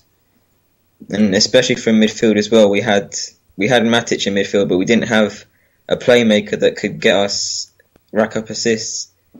And we have both of them now this season, which is maybe giving us that extra edge which we need. Could you just tell us and tell the listeners how Chelsea became your team? Was it a childhood thing? Or? Yeah. I live in Chelsea, so I've just grown up around the stadium.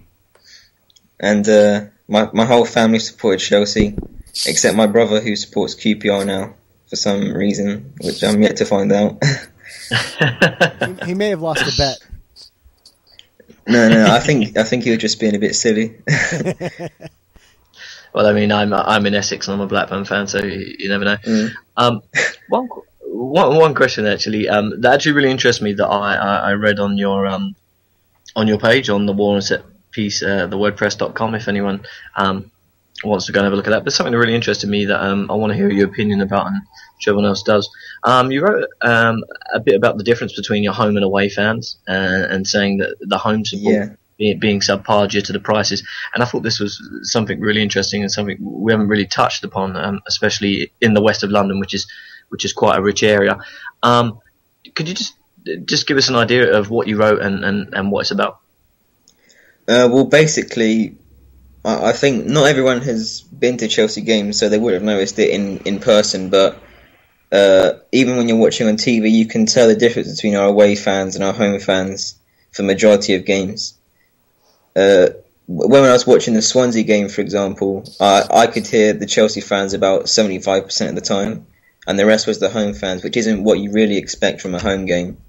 But then when we're at home, usually I was at the Watford game a couple of weeks ago. I noticed the Watford fans were putting quite a shift in when it came to singing. But that came, I think the main point I touched on was that it comes down to two different demographics that go to different games.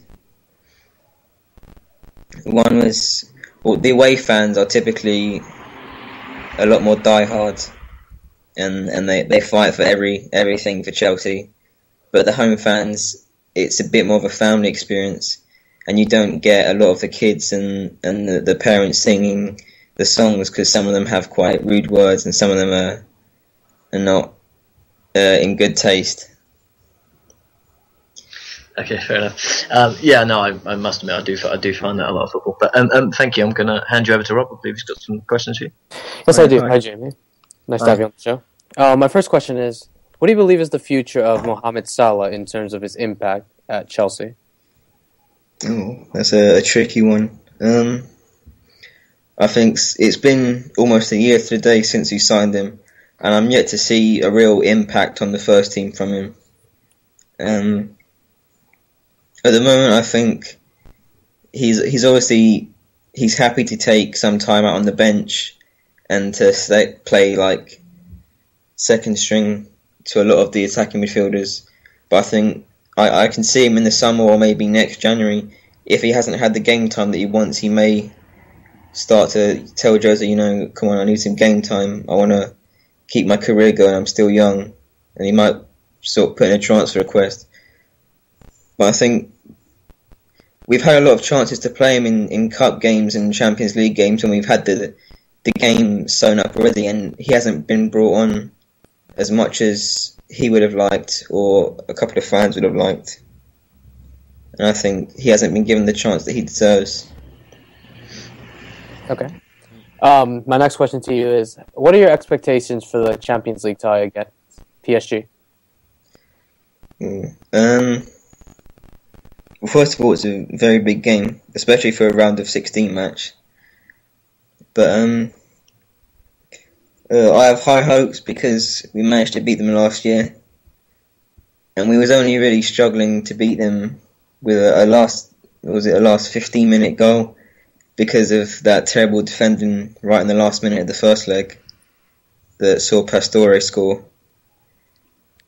But I think we've made improvements to our team, and they're ones that let us not need to play super conservative and park the bus at home just to get through a leg, just to get through to the next round. So I have good expectations of us, but I don't think it'll be an easy round. Okay. And my last one before I pass it over to Joe. Do you honestly believe that Chelsea could win all 4 trophies this season? Is it highly likely? Of course it's not highly likely, but I think of course we have a chance, but I don't think it's a realistic one at the moment. We're in the semi-finals for the Capital One Cup, which is the first trophy we can secure, and I think at the moment we can beat any of the teams that we could face in the Capital One Cup, and as long as we don't go on a bad streak, I think we'll at least challenge for the Premier League and bring it. We won't. I don't think we'll come second by maybe 7 points. I think we'll at least push City for the title. But I hope that we could come first and secure it before the final day. And the FA Cup, I'm still undecided about that. I think we've performed well so far, but we've still got a long way to go. And the same with the Champions League. It's never easy to win the Champions League, let alone the 4 trophies. So it's a tough one, but I mean, it's still technically doable as far as we're concerned. Okay, thank you. I'm going to pass it over to Joe. All right. My next question, actually, my predecessors took my question about the Champions League and they took my question about Mohamed Salah. So, but thankfully I have more questions than that. My next one to you is your opinion about Patrick Bamford and if he'll make the squad next season. I haven't researched him much, but from what I know, he's been doing all right on his loans at, I think it was Brentford and Middlesbrough, if I'm correct. I'm not sure. Yep. But he had some good goal scoring form. I'm not sure how he's doing this season, but I remember he was securing quite a few goals last season. But I don't think he has a shot of being one of the strikers in the first team for the league next season. Okay. I think he might go out on loan to a bottom half Premier League team or maybe a top half Championship team, just so he can get some more experience and we can evaluate him more. And then maybe if he's doing really well, we can bring him in January and cancel the loan deal. But I think right now he needs some more playing time rather than just playing third string to Costa and Remy. Okay. All right, my next question for you is, obviously with Chelsea's success that they've had this season, certainly performing much better than they did last season, if you had to put a name, if you had to give me a name as to like the one, I'm sure it's more than one people, but if you had to pick one person, one name that's the reason for their success this season so far, what name would you give me? For us, I'd say Diego Costa. Okay. Certainly on a goal-scoring tear. I think, correct me if I'm wrong, but I think he's actually still leading the league. Yeah, 17 goals or 15. It's 17. Yeah. Yeah. So, no, that's it's tough to pick one name. I think Diego Costa is certainly one of those names in the list. Cesc Fabregas is another name many would like to throw around. Some people would even like to talk about possibly the stability that a guy like Didier Drogba offers coming home to Chelsea. Many would like to brag about, just his presence. And then, of course, there's always Jose Mourinho. Of course. People would want to talk about. So my next question, I'm gonna throw you back to the Champions League, and it's more of a generalized EPL question. In the round of 16, we have obviously Chelsea and their matchup against PSG. We have Manchester City versus Barcelona and Arsenal Monaco. Do you think all 3 EPL sides can make it through to the round of 8, or do you, or if anyone was going to lose, which team would be eliminated in this round? I think the toughest tie would be Man City against Barcelona. Mm-hmm. They faced them in the round of 16 last year, where it might have been the quarterfinals. My memory isn't too good on that, but yeah. Thanks. Yeah, they the home leg when Man City played Barcelona, they were way too conservative, and there was a bit too respectful of Barcelona. They wasn't really attacking as much as they should at home. And when you play at home to a big team, that's usually when you get your chances to attack them and try and put threats into the box. Right. And I think that's where they failed. But they certainly have the ability to beat Barcelona. They just need to put 180 minutes of hard work and 100% effort just at the top of their game for the whole 2 legs. And then I think Arsenal against Monaco, Arsenal haven't been too consistent in the season, but I'd put money on them to go through, and the same with Chelsea, providing we don't lose our key players like Matic, Fabregas, Costa, Terry, etc. Okay. All right, I'm gonna send you over to Rob. I know Rob and Ben both have another question each, so Rob, go ahead. Yes, hi, Jamie. Obviously, we have 2 quality goalkeepers at Chelsea, Thibaut Courtois and Petr Cech. And as we all know, we've seen Thibaut Courtois play a majority of the Premier League matches and Petr Cech playing in Europe. Do you see Petr Cech staying at the club for maybe a couple of more months or so, or do you think his time at Chelsea is done and he should go to a different club? Well, I think if he's going to leave, it will be in the summer.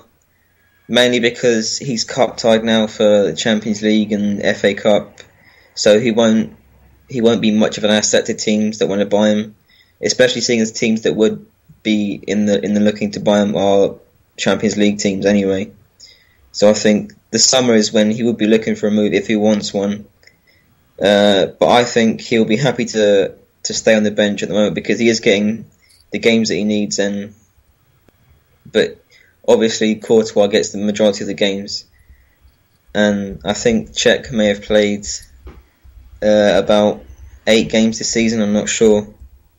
I haven't really been keeping check, but it's not as many as he likes, but so far he's happy with it. And I think he'll only move on when the time is right rather than just for the sake of leaving Chelsea. Okay. Thank you. I'm going to pass it over to Ben. Yeah, hi Jamie. Rafael Varane's been linked with Chelsea along with Man United, but apparently Chelsea more heavily.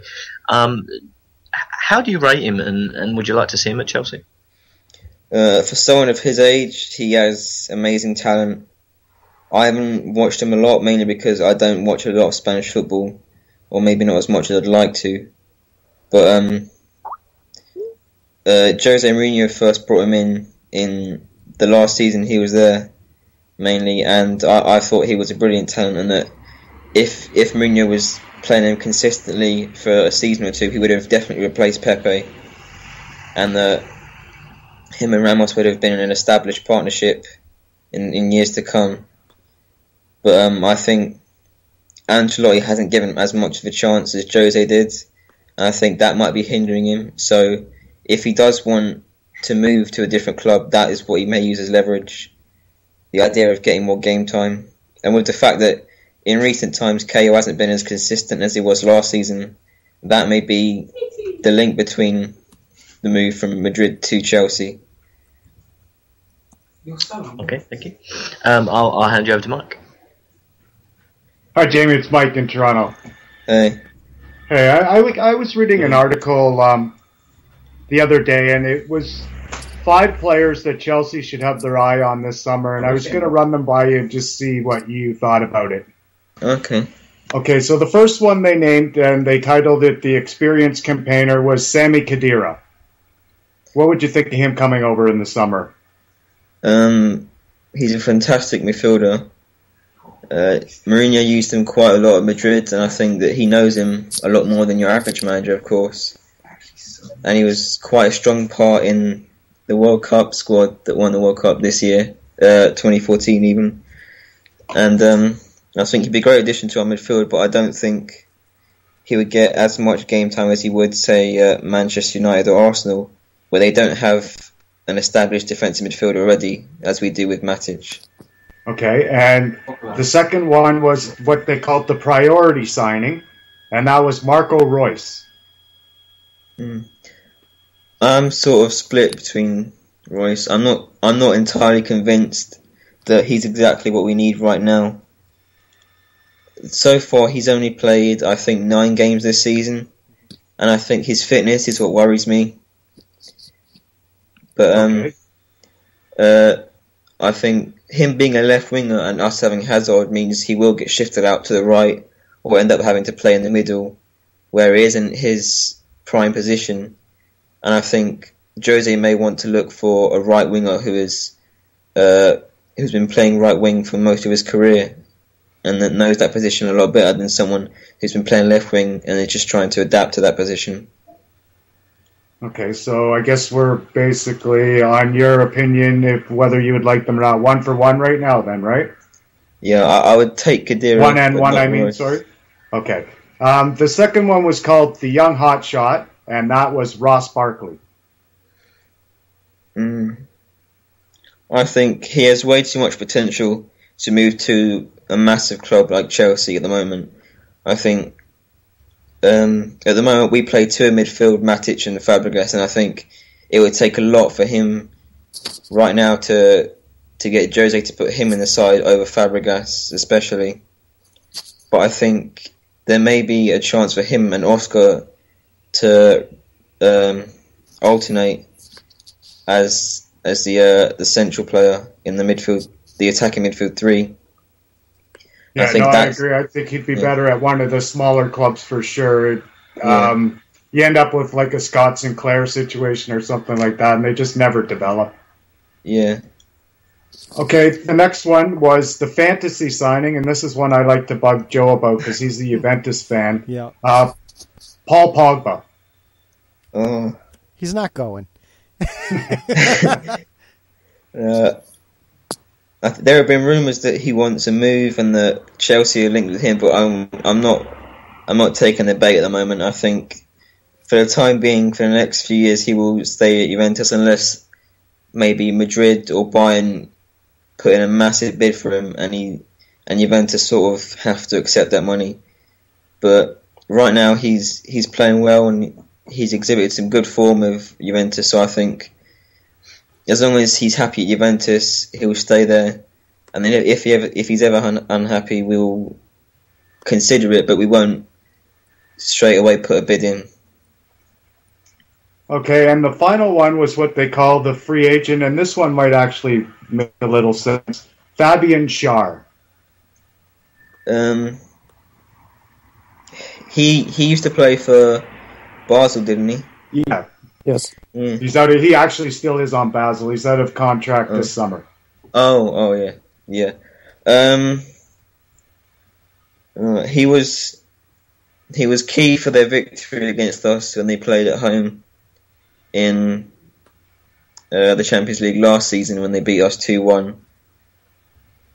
And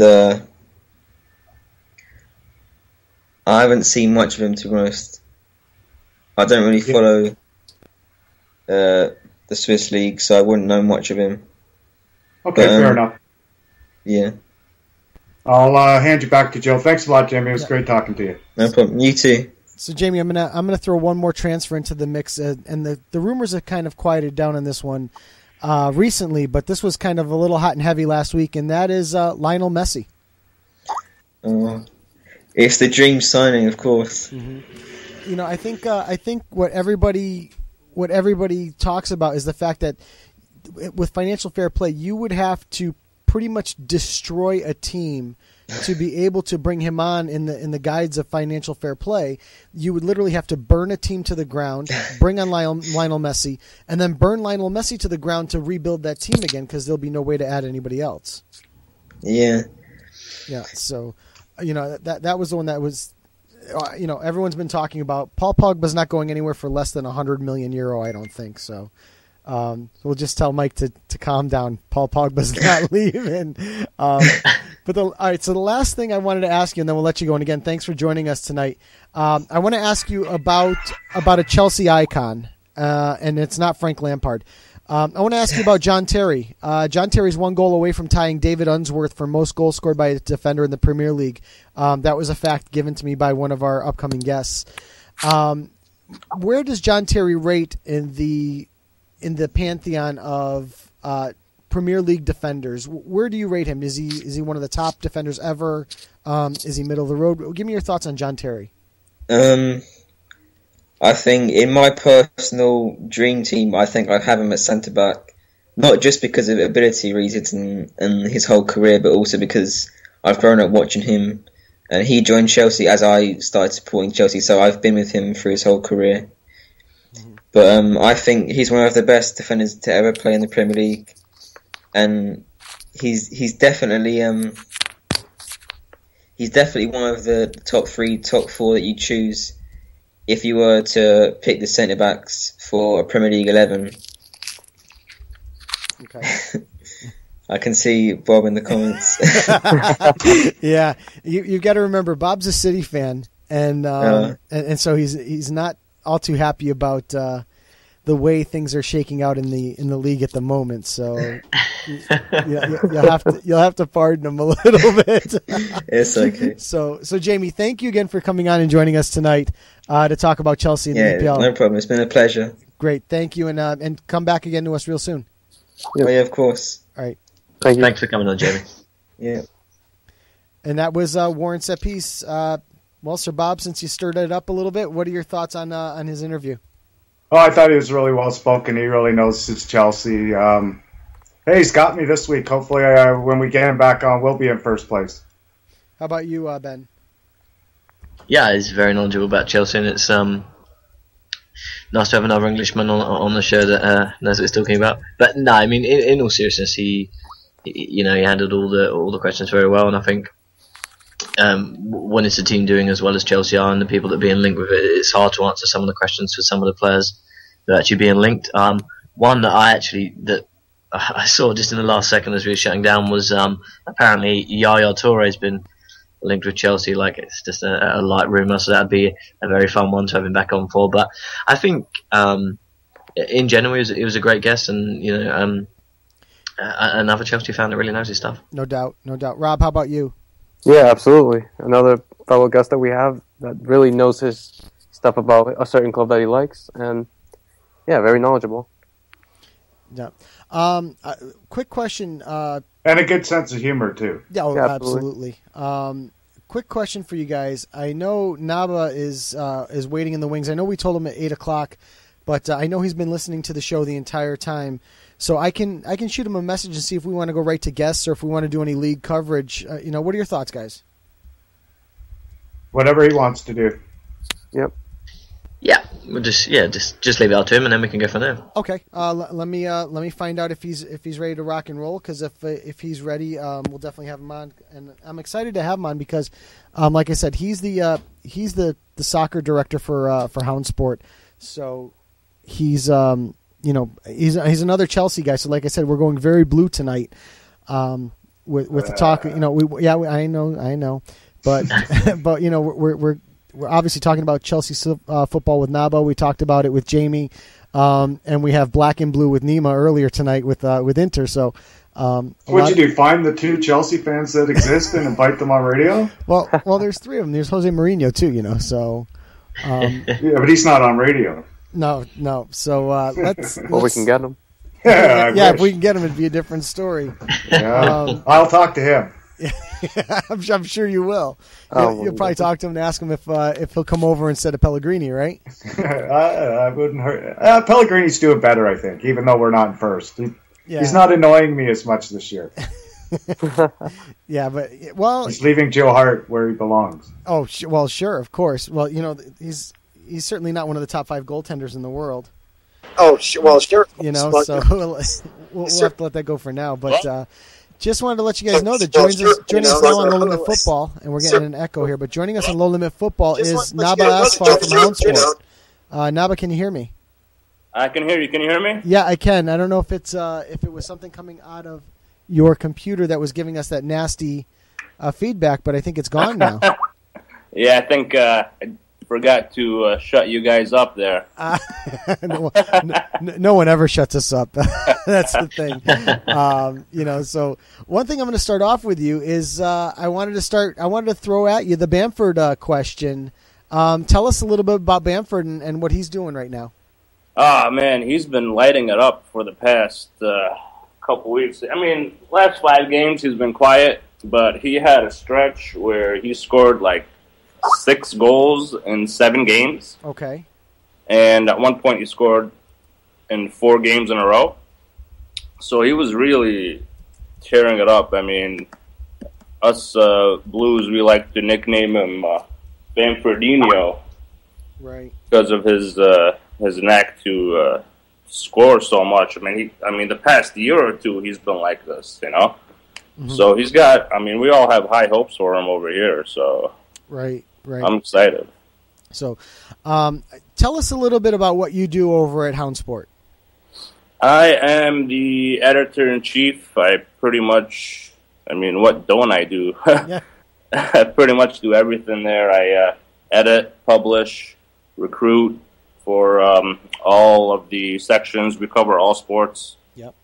Soccer, baseball, football, basketball, you name it, we cover it. So I'm pretty much doing all that and, scouring the net, trying to get some partnerships with various websites. We've already partnered with DraftKings and FanDuel and all those the daily fantasy sites. I've actually got a deal in the works currently with a new soccer daily fantasy site, which is exciting because I've always wanted, ever since the daily fantasy sites came about, I've been dreaming about a soccer one to come about, and finally found one. And here in about a week or two, we're just finalizing the details right now, and I'm gonna be featuring them on our website. So get the word out on them.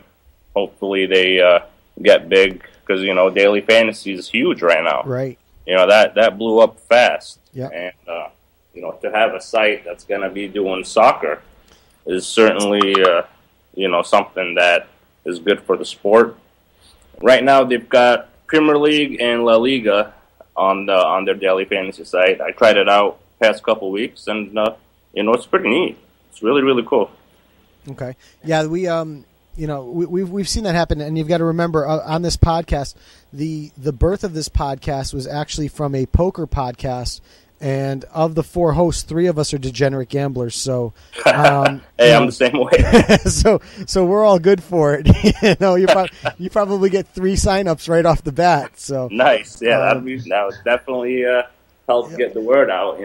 They're brand new, so. Yeah. So definitely whatever we can do, and maybe in a couple weeks, if you guys will have me back, we'll have some more info about them. And of course, of course, absolutely. Maybe get a league together with all of us and see who's the best. One thing we've said that we've been so blessed on this show with having such great guests that every single one of them is welcome to come back at the drop of a hat. I mean, if one of them messaged me on Skype right now and said they wanted to come on, I would add them into the mix. It's we've really, really been lucky. We haven't had a bad guest, which is amazing for the 50+ guests we've had on this show since its birth. Not one of them has been even mediocre. Everyone's been great. So, and you're certainly, after having talked to you last night, I know it's going to go the same way. So you're welcome to come on here anytime you want. You shoot me a message and we'll have you right on. I appreciate that, man. And furthermore, and I'm sure I speak for the guys, Houndsport's really been a friend of this show. You've posted our links for our archives a couple times. Really been fantastic, and we really do appreciate it, all of us. You've really helped us grow the show into what it is at this point. It's my pleasure, man. You guys have a great show, and I don't post just anything on the site, so I really, really like what you guys are doing. So I'm glad to be on the show and be a part of it. Thank you. I'm gonna do a blind send off here on the first one because normally, like we talked about, we normally chat as to who's gonna go up first, and I'm not sure who's up and ready yet. I did send it over to Ben for the first one the last time, and I'm gonna do it again because I know Ben and you were actually the first 2 that ever communicated between the 2 of you when we had Jeff Douglas, I think it was. Jeff Howard, thank you. When we had Jeff Howard on, you and Ben actually were the first 2 to communicate with each other. Yep. So I'm going to do the honors of sending it over to Ben with the first question for you. All right. Hi, Nabae. Thanks for coming on the show again. And like Joe said, reiterate, Houndsport have been great. And for anyone that hasn't been over on Houndsport, definitely go over and check it out. But as far as the questions, Nabae, A couple of Chelsea ones to start. Obviously, we've got FA Cup this weekend, but the weekend after the big game, Chelsea ManCity at Stamford Bridge. Give us a preview for it and a prediction if you can. Sure.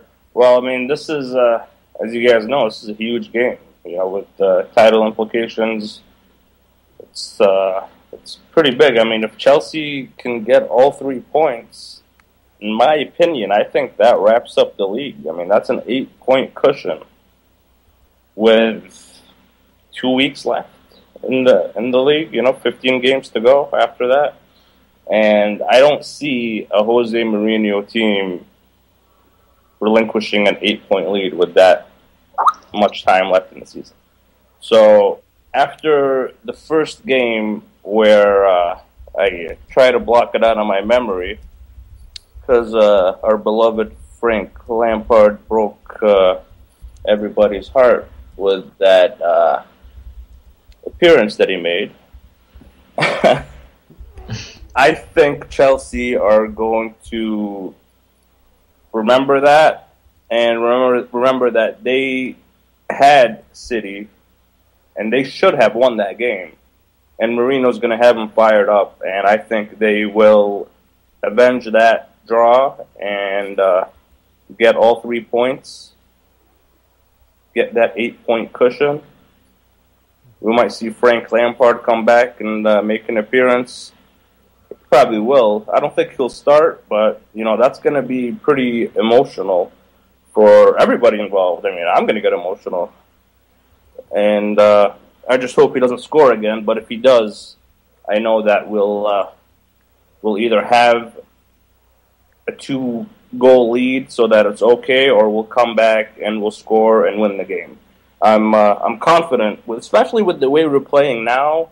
I mean, after that 5-0 against Swansea just this past weekend, we're playing like I've never seen them play. I mean, they're playing like how Roman Abramovich has always wanted them to play, with flair, with style, and winning. That's all he's ever wanted, and that's finally how they're playing. And I think they're going to carry that into this game because they know how big it is and how important it is. And I'm confident that they're going to go in and win that game because City have shown that their defense is not rock solid. They leak goals, and I think we're going to get at least 2 against them. Okay. Nabae, I'm going to ask you the same question that I asked Jamie. What do you think of Raphael Varane? If he was an option to come to Chelsea, would you take him? Do you rate him? I have a little man crush on that kid. He's I love him. He's amazing, man. I mean, what he does at such a young age is pretty phenomenal. He's a rock solid center back, man. I would love to have him succeed John Terry. Be that next guy to be in the center of the defense for the next decade or more. I mean, he's one of those kids he's gonna be, if not already, I think he's already a top 10 defender in the world right now. But I think he's gonna become the best defender in the next couple of years. He just needs a guy like Mourinho, because under Mourinho he shined, And if he can come back and be under Mourinho, I mean, that's along with Pogba coming to Chelsea, that's a dream come true for me. And I know that doesn't make someone happy that's over there. A little disappointed to hear it, but he's not, because he's not going. They're going to have to back up a big truck full of money to get him there. I know. But of all the clubs in the world, Chelsea's certainly one of the ones that has a nice big truck. So yep. Actually, it's a bus, and Mourinho usually parks it in front of goal. Good one. So, all right. Sorry, Ben, I cut you off. Go ahead. No, it's okay. While we're still talking on Chelsea before we go further afield, and I'll let the other guys get a word in. What's your expectations personally for Chelsea in all four competitions? I mean, my expectations are for them to win every single trophy. I mean, I wouldn't be a true fan if I said anything less. You know, I expect them to win every game. I expect them to go out and with all four trophies there to be had, I expect them to go and fight their ass off to win every single one. Because, quite frankly, the past couple of years, there's been a little bit of a trophy drought in Chelsea. And they have the team now, whereas before they didn't. They were lacking some things, like a striker, for instance, last season. They have everything they need right now to go out and win every single trophy. And they have the depth on top of it to do it. So I expect them to win all four. Oh, that's a good answer. It's very true. I mean, I must admit, it's been the first time in a while that an English team has been seriously touted amongst the names to win the Champions League, and I think that just that on its own proves that the strength. I think those two acquisitions were very big, but yes, that's a good answer. I'm going to hand you over to Rob because I know he's itching to ask you some questions. All right. Yes, hi, Nabae. My first question to you is, who do you think has been the biggest factor for Chelsea so far this season? I think there's two. Actually, there's really three. Okay. There's Diego Costa, obviously. Right. Okay. The one thing that Chelsea were missing last season was a proven goal scorer, and Costa has proven to be that. Second is Fabregas, who has assisted almost every single Costa goal, pretty much. I mean, he's got 15 assists on the season. You know, he's 5 away from the EPL record. You know, Henry set the record. He's got 20 assists in a season. He's 5 away from tying that record with 16 games to go. Do you think he breaks it? I do, yeah. No. Okay. All right. I don't think there's a doubt in my mind that he breaks it with how he's playing right now. As long as he doesn't get injured, you know, he should shatter that record. Right. And the third, I think, that doesn't get enough credit or enough attention is Nemanja Matic. He's a horse. Without him, Chelsea wouldn't be in the position they are right now. I mean, he holds that team together. He shields the defense. He's the protector. He can set up the attack. He's got a great long ball. He's accurate in his passing. He's safe. You know, he doesn't turn it over, and he's a workhorse. And there's no other way to explain it. He's an animal. You know, there's no way to get around him. He's always going to be there. He's going to do whatever it takes to stop you from going any further. And I don't think he gets enough credit or enough attention for what he does and what he brings to the team. Because, I mean, the one loss, the first loss of the season against Newcastle, it's no coincidence that loss came when Matic was not playing. He was out. He was suspended. You know? Yep. So absolutely. that's volumes. Okay. I'm just going to go mention a little bit from what Ben said previously, but in terms of our expectations for a certain match, what are your expectations for the tie against PSG in the Champions League? Oh, man, I'm looking forward to that. I expect them to... I mean, I'm going to be realistic here. I think they're going to have one draw, one leg, probably the PSG home leg will be a draw. I'll say like 1-1 probably. And then once they come to Stamford Bridge, I mean, it's over. That's when we're going to put the pedal to the metal and remind them of last season and show them who's boss. Because PSG, I mean, let's face it, with the team they have, they should be running away with the League One trophy right now. Really? They're what, in fourth place right now? Yeah. They're not playing to the level that they should be playing to, and quite frankly, they're overrated. And I don't think they stand a chance with the way we've been playing, with the way Chelsea's playing right now, and the way PSG is kind of stuttering. I don't think they stand a chance over two legs, especially to come out victorious. Okay, thank you. And just my last question before I pass it over to Joe. Do you see Chelsea winning all 4 trophies this year? Do you have a high hope? I have a high hope, guys. I do, but I don't think I don't think at the end of the day, I'm gonna hope they do, and I'm gonna say yes, they're gonna. But if I'm to take a step back and put on the shoes of a neutral supporter, I'm going to say probably not.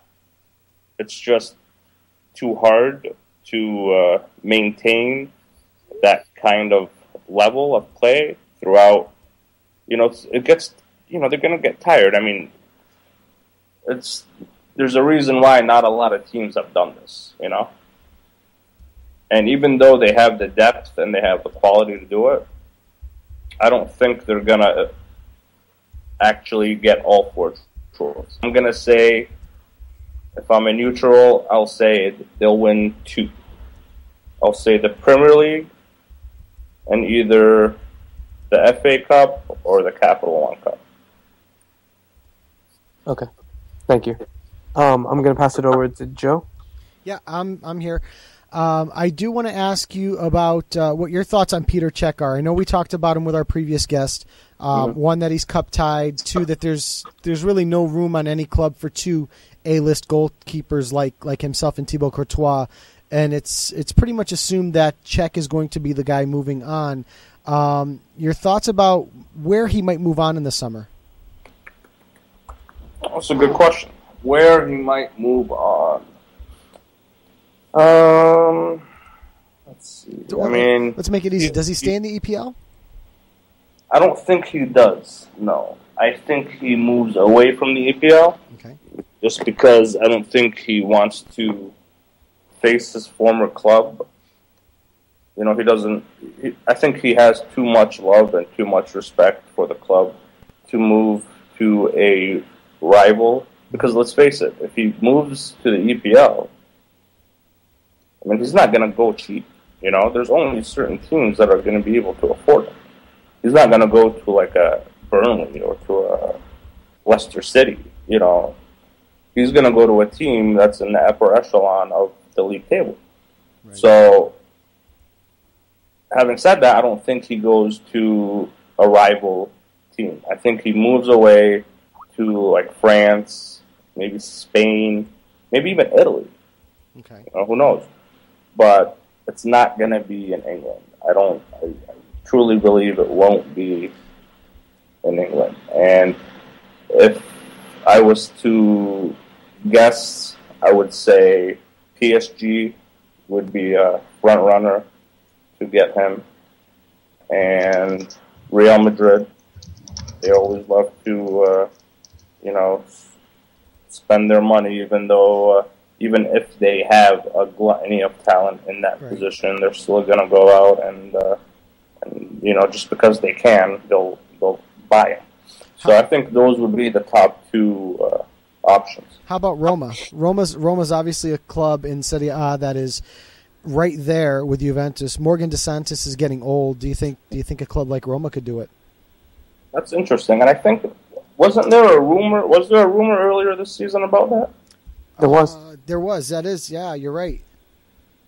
Yeah, that's. I think that's an interesting destination for him. He could be the piece they need to really get through and break that Juventus ceiling. Yeah. You know? Yeah, I mean, I think they still need a couple more pieces, but that's definitely a huge piece that could help them get to that level. No doubt. And yeah, they they're not they've got the money certainly to afford him. So yeah, that's definitely interesting. I think that's possible for sure. Especially with the talk of them possibly moving Kevin Strootman on. They're gonna, like you said, they have the money. They're going to get more money if they do move Strootman. So there's certainly the potential for that to happen. Yep, that's true. That's money right there. Once this Strootman's going to be at least 20-30 million. Let me ask you this: if Roma moves Strootman in this window, I know we talked about Czech being cup tied and that sort of thing. Roma's not in the Champions League anymore. They're in Europa, and I don't know if it affects them for Europa. But could Peter Cech possibly move in this window if Roma sells Strootman? Do you think they would want to move that quickly on it? Even if they wanted to, I don't think they would be able to pry him away from Chelsea. Okay.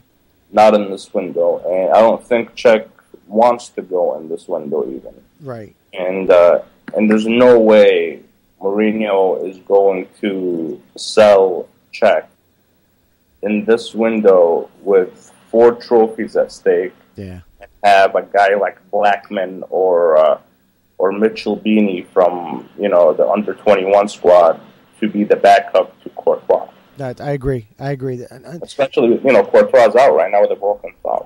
And you can see how huge it is to have the quality of Cech as a backup when your number one goes down. I mean, not a lot of teams can go to their bench and have a top 5 goalkeeper in the world come off the bench, Right. So for Chelsea to have that luxury, I think that they're not gonna let that go in this window.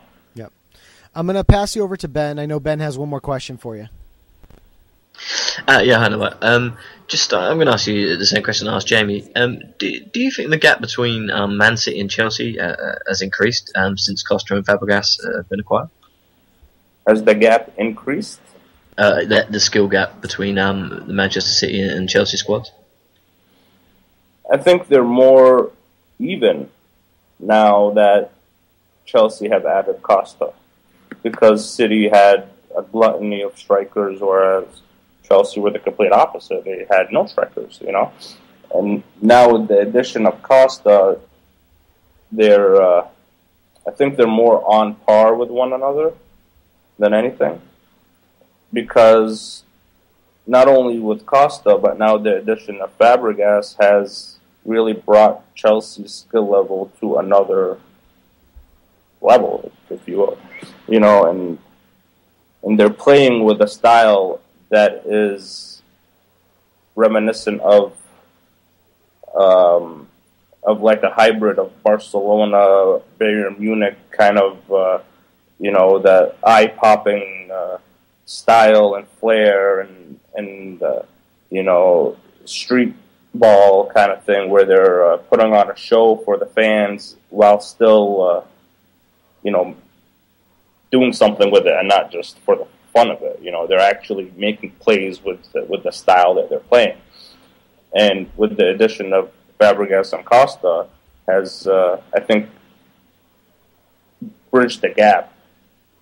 And they're now on par, maybe a little bit better even than City, even with City's 4 strikers that they have. And now with the purchase of Boni, they've got more depth at striker than Chelsea.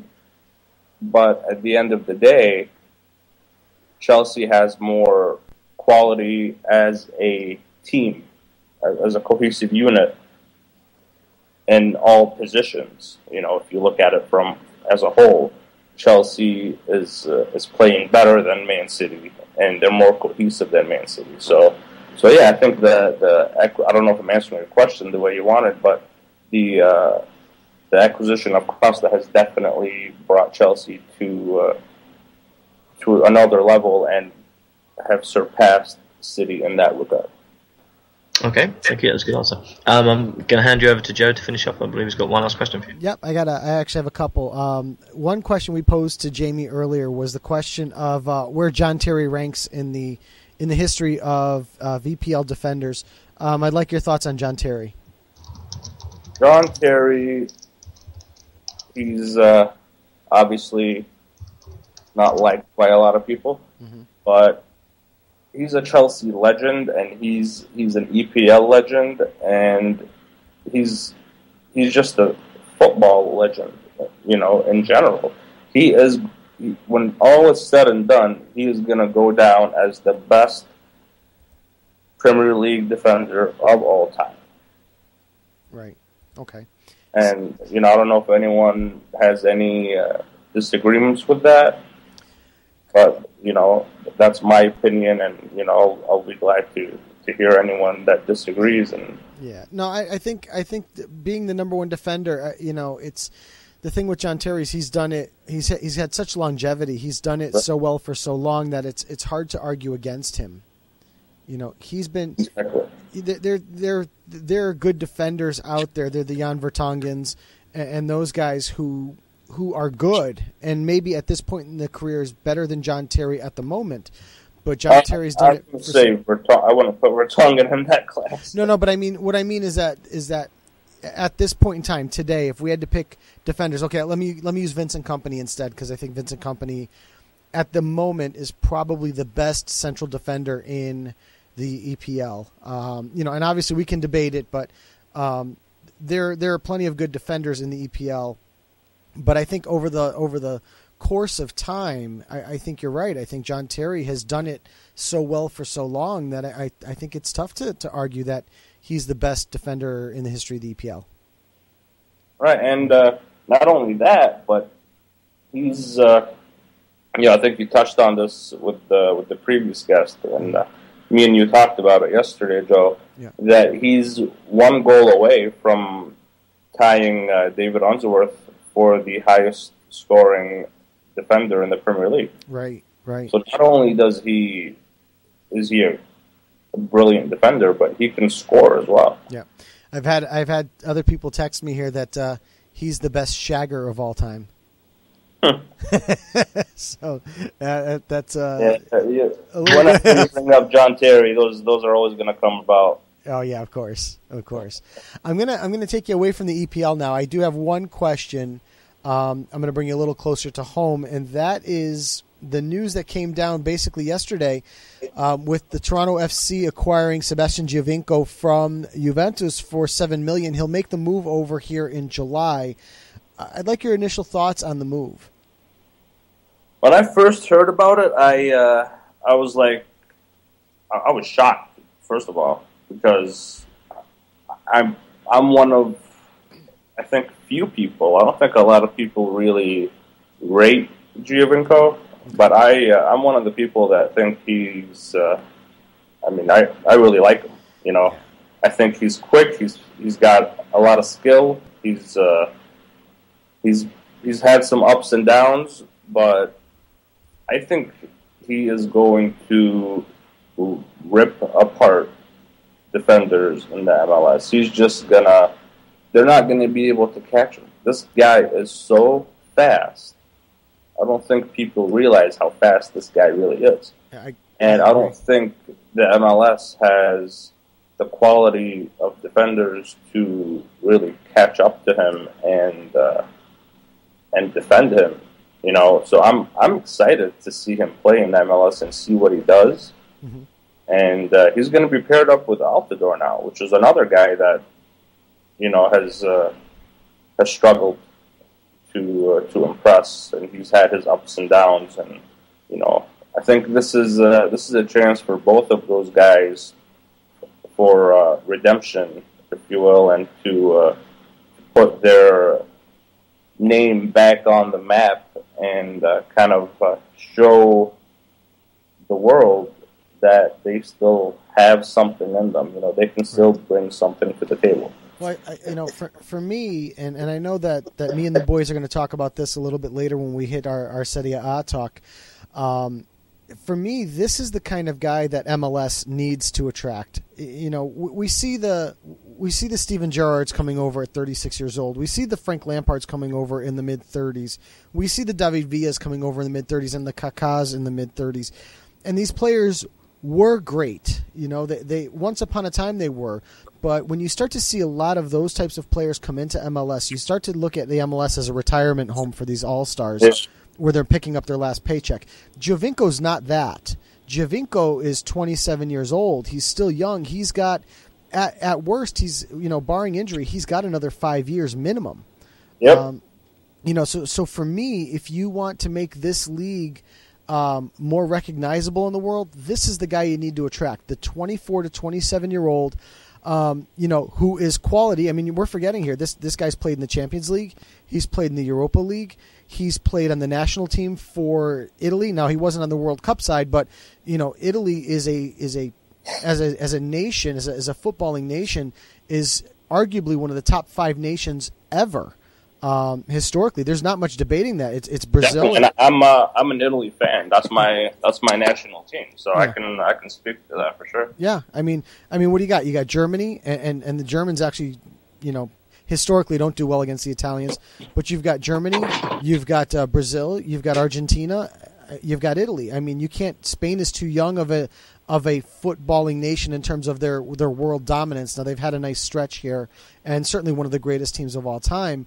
But when you look over the course of history, you know, there are very few sides that hold a candle to Italy, and this is a kid who still played on that national side. You've got to give him some credit as being a talent. You know, I think the problem with Giovinco is he's kind of fallen out of favor with Allegri. And now you've got Kingsley Coman, you've got Alvaro Morata, you've got Carlos Tevez, you got Fernando Llorente. Yeah, you've got so much striker help. I mean, they could get rid of a guy like Vucinic, they got rid of a guy like Quagliarella, and they still have depth. Exactly. You know, so this is a great move for Giovinco to be able to get out from under that and come to a league where he can get playing time, and he's going to get it. He's going to start. And he's going to be fantastic. My question, I'm going to pose one more question to you on this, is Giovinco, is he? I've asked whether he would be the top player in the league once he comes in or not. Let me ask you this: how many players in the league right now, as we stand, would you consider to be the same or better than Sebastian Giovinco in MLS? The same or better? Yeah. I would say Robbie Keane. Okay. Wright Phillips. Okay. And those are all guys with age too. So. Yep. Maybe Wondolowski. Clint Dempsey. Clint Dempsey. Clint Dempsey. Yes, thank you. Okay. And Galaxy. Michael Bradley. Bradley's he's weird, man. This kid. It's a good way to describe him. Yeah, this kid is like world class one day, and then he's freaking outclassed. Right. I mean, who are you? You know, make up your mind. I just don't understand this guy. I don't know if it's. I think his biggest mistake was leaving Rome. I agree. That baffled me. I didn't know. I didn't understand that move. I mean, I get he wasn't getting the playing time, and then when they brought in Raja Nainggolan, he was going to get even less. I understand that, but the ability to be there, to learn. I mean, right after he left is when Strootman went down with his ACL. He could have jumped right into that side. Right. Yeah. So I think that was a sign of him kind of giving up. Mm-hmm. You know, he didn't want to bother. He didn't want to work as hard anymore. He just, I don't know if he lost confidence, right? And he wanted to go back, and he knew that, you know, he could dominate by going back to the MLS. He'd be one of the best players in the league, and he'd get that confidence back, and he'd feel like he's on top of the world or whatever. Mm-hmm. But that to me was a sign of weakness and a sign of him not wanting to work hard for his place. And you know, I guess you can say I kind of lost a little bit of respect for him. Okay. Because he's still young. I mean, what is he, 24, 25 or something? I'd have to look it up. I think he's something around those lines, that's for sure. You know, and you've got you've got a lot of years ahead of you where you can continue to grow as a player, and where better to grow than, under a guy like Rudy Garcia, who's done wonders for Roma. He turned that team around. I mean, just look what he's done to Giovinco. I mean, freaking Giovinco. Mm-hmm. When he did run the ball jokes when he was in Arsenal, he couldn't hit the broadside of a barn or whatever, and he goes to Roma and he's lighting it up. He's a star.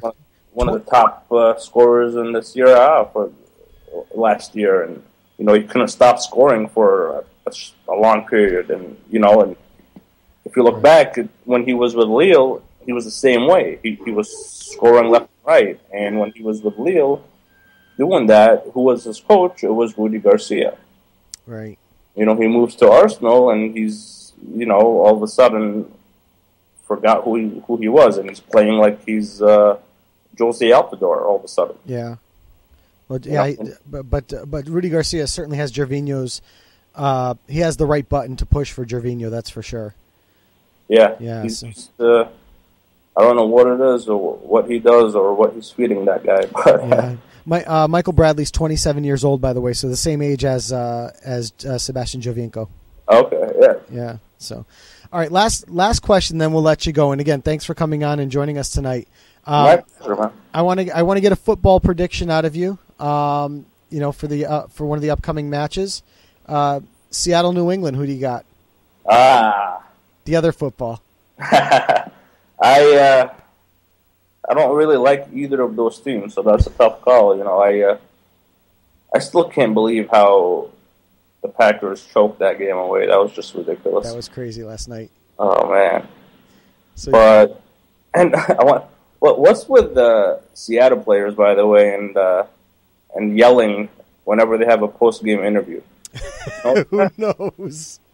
First, last year was Richard Sherman, who yells at Aaron Andrews and start after that play he made. Uh-huh.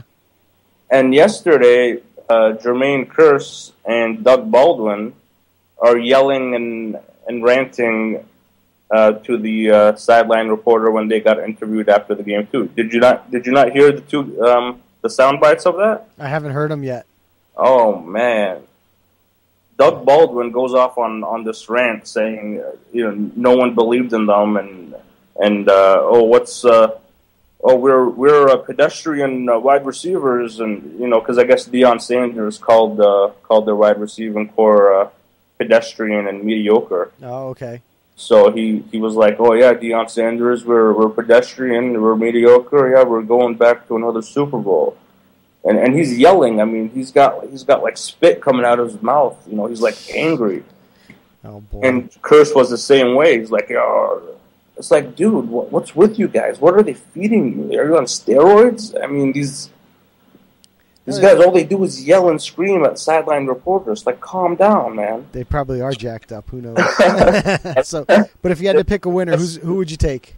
I'd take the Patriots. Take the Patriots, okay. Yeah, I don't think Tom Brady. He's on a mission right now. I don't think he can be stopped. God, I hate them, and I hope you're wrong. I hate them too, man. That's the thing. It hurts me to say that because I freaking hate the Patriots and Belichick and everything that they stand for, and I just freaking hate. I'm a Broncos fan, so right. It's like I just have this inner hate for everything Patriots, and to see them win another Super Bowl is going to kill me, but I don't think they can be stopped. I hope you're wrong. Well, I hope so too. Well, Nabae, thank you for joining us tonight. We really appreciate you coming on, and like I said before, we appreciate for everything you guys do for us at Houndsport. And my pleasure, man. Thanks for having me. I loved being on. Yep, we'll have you back real soon. I appreciate it, man. All right, have a good night. Thanks for coming on, Nabae. Thank you. Thank you. And that was Nabae Asfar from Houndsport. That was the great thing last night when I talked to him on the phone, guys, is because he's the senior editor for Houndsport, you can throw, tackle checkers at him, and he can talk about like the top 3 tackle checkers players in the world. And it's great to be able to talk to somebody that has that much sports knowledge at their fingertips that they can just kind of lay it on you. So, Ben, like I said, when we introduced him, you were the one that really ended up talking to him when we first had our first guest from Houndsport on and really was the start of the relationship between our program and their website. What are your thoughts of actually getting to talk to him finally? Yeah, it's awesome. I mean, obviously the guy knows his stuff, and when you're doing as much sports research that he does every single day, then obviously a lot of it's going to stick. And I think that definitely comes across as a guest and very knowledgeable about everything, and as you said, every sport. But as far as football goes, I can talk about any country and any team. So it's very, very good. Rob, it was a great guest, and I enjoyed talking to him. Yeah, Rob, how about you? What do you think? Hopefully he comes back on again. Yeah, definitely. Rob, what are your thoughts? Yeah, absolutely. I agree with what Ben said. Really knowledgeable about all things football, and I really hope we have him on the show in the nearby future. And Sir Bob, even though he's a Chelsea guy? I enjoyed it. Everything he had to say was really interesting. I enjoyed listening to him. Yeah. So let's get back. We've had our run of 3 great guests tonight. Let's get to what we normally do, which is covering the leagues. Rob, I'm going to throw it over to you and send us over to Spain. That we shall. To start off the weekend in La Liga, we had everyone's little favorite team, Eibar, drawing 1-1 against Cordoba. On Saturday, we had Rayo Vallecano 1-0 victory over David Moyes' Real Sociedad. Valencia 3-2 victory against Almeria. Villarreal 2-0 against Athletic Bilbao. Espanyol 1-0 against Celta Vigo. On Sunday, Real Madrid 3-0 victory over Getafe. Atletico Madrid 2-0 victory against Granada. Barcelona 4-0 victory against Deportivo de La Coruña, courtesy of a Lionel Messi hat-trick, which I believe ties the record for most hat-tricks in La Liga history at 22, if I'm not mistaken. Yeah, he was amazing. So think about that. For me, I saw that, and I watched a lot of that match. It was the Lionel Messi show. Yeah, absolutely. It was amazing. And to wrap it all up, just let me look for the records, actually. To wrap it all up, we have Elche 1-0 victory against Levante and Sevilla 2-0 against Malaga. And yeah, that wraps up the league. The standings are as followed. Real Madrid is still in first place with 45 points. Barcelona 1 point below them with 44. Atletico in third with 41 points. In fourth, Sevilla with 39 points. In fifth, Valencia with 38 points. In sixth, Villarreal with 35 points. And Eibar in eighth with 27 points, 8 points off a Europa League spot. All right, and do we have any matches this week for them? Because we have Copa del Rey. If I can mention that, definitely. That's all right. Yeah, please. Well, obviously the big match for Copa del Rey is going to have to be the Atletico Barcelona tie on Wednesday. The first match is the first leg is at the Camp Nou in Barcelona. Right. That should be a good one. I guess we can make 2 predictions for the other match I'm going to say. What are your predictions for this one? Barcelona, Atletico, first leg. I think Barca's going to win it. Atletico is not playing bad, but I think Messi has turned the corner and really started to play at his full potential. So it's going to be hard to stop him. So I would say Barca's going to move through on that. Okay. Ben, what do you think? Yeah, I'd have to side with Barca as well. I mean, I must admit, I come back into it and look at it, and I saw some of the highlights, and Messi was just on fire. So yeah, I'll definitely say Barcelona. All right, and Mike? I'm not betting against Barca. I'll take Barca too. Yeah. Okay, looks like all 4 of us agree that Barcelona's going to win the first leg.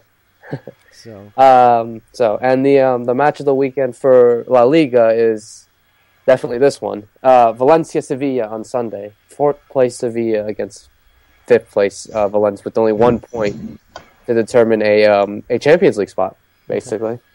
So that should be really interesting. Yeah, and my prediction for this one, I'm going to favor Valencia for this one, just because of the great performance they had, especially against Real Madrid prior at the beginning of the year. So I have my expectations for them, and hopefully they can do well. Carlos Baca's playing well for them right now too. He's in all the highlight reels lately. So. Yep, absolutely. Well, I think I still favor Valencia just because of that rock-solid defense that they have, and they could be able to stop Carlos Baca and company. What about you guys? This one smells like draw to me. For some reason, it just smells. It smells like a draw. I'm just wondering where they're playing this match. Oh, they're playing it at Valencia. Valencia. Yep. Yeah, and both teams, they're very, very evenly matched. Sevilla scored 30 goals, giving up 17. Valencia's 35-17. Valencia's 1 point behind them. Sevilla's won 12 matches. Valencia's 11. They're very, very evenly matched teams. They're both actually on great runs of form as well. Sevilla's 5 wins and a draw in their last 6. Valencia's 4 wins and 2 draws in their last 6. So this one, for some reason, to me, smells like a draw. I'd probably label a 1-1 draw on this one for me. Okay, Ben, what do you think? Yeah, see, I think it's going to be really, really close. I can't decide whether I want to say 1-1 or 2-1 to Valencia. I think it's going to be close. I think I'd edge towards a draw though. I think Sevilla will be happy with a point away from home, especially when it's one of the teams around you. Okay, and Mike? Well, I'm noticing that Valencia has 1 tie at home and Sevilla has no ties on the road, so I would say Valencia's going to win 2-1. 2-1? Okay. Yeah, there's only 1 draw in 18 games between them in a home way here. Okay. So far this season. All right, that's fine.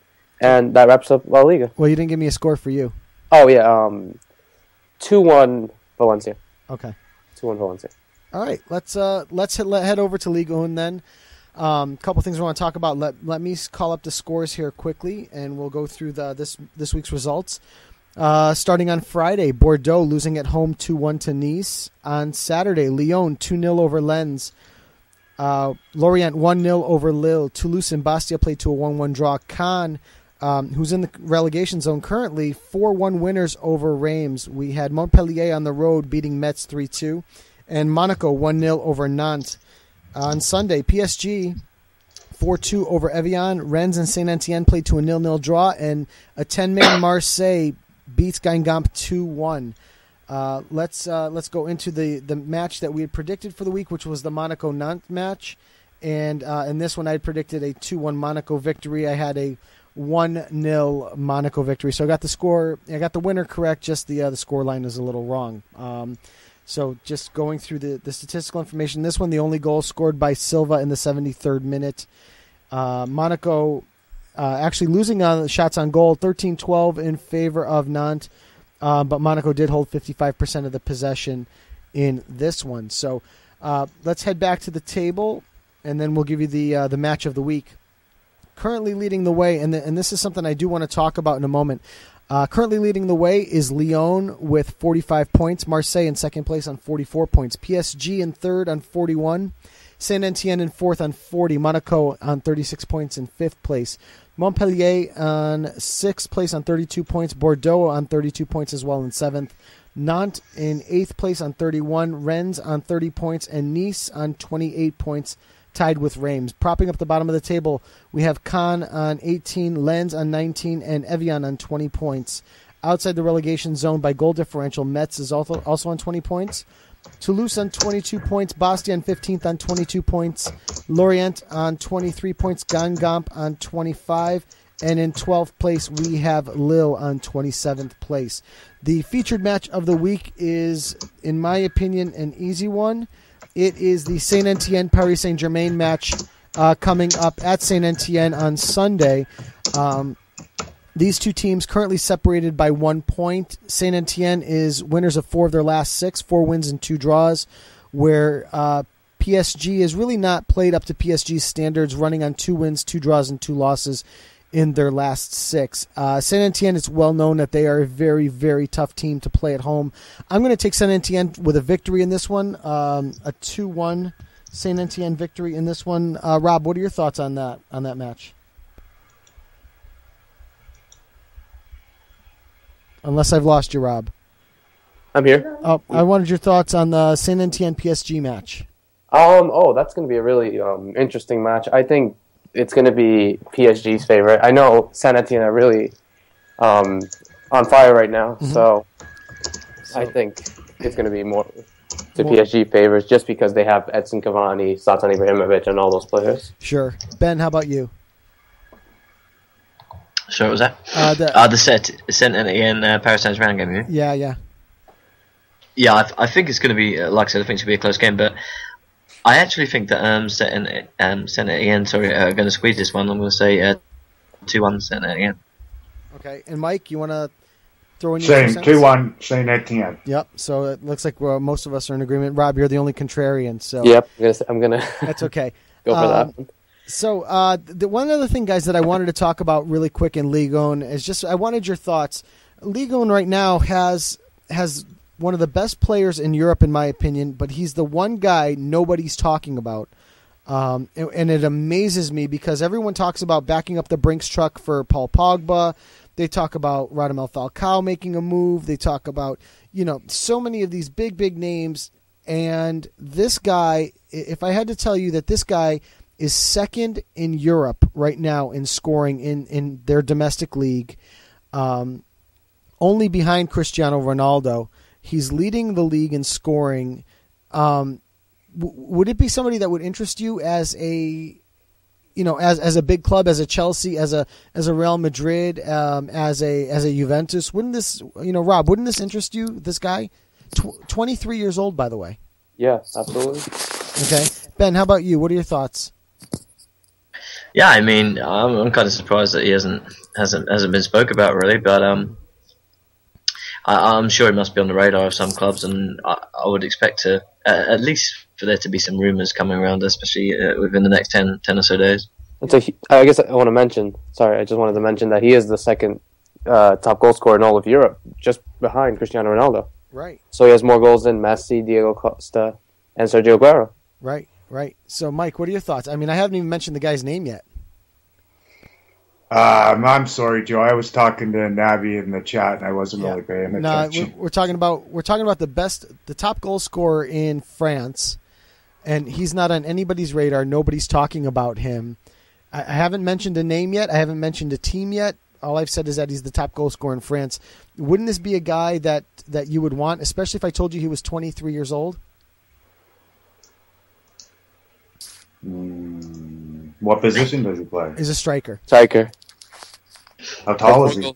Yeah, he's pretty tall. I think has more goals than Aguero, Diego Costa, and Messi. Is this what, Lacazette? That's Alexander Lacazette, exactly. Yep. And I didn't do the conversion, but he's 175 centimeters.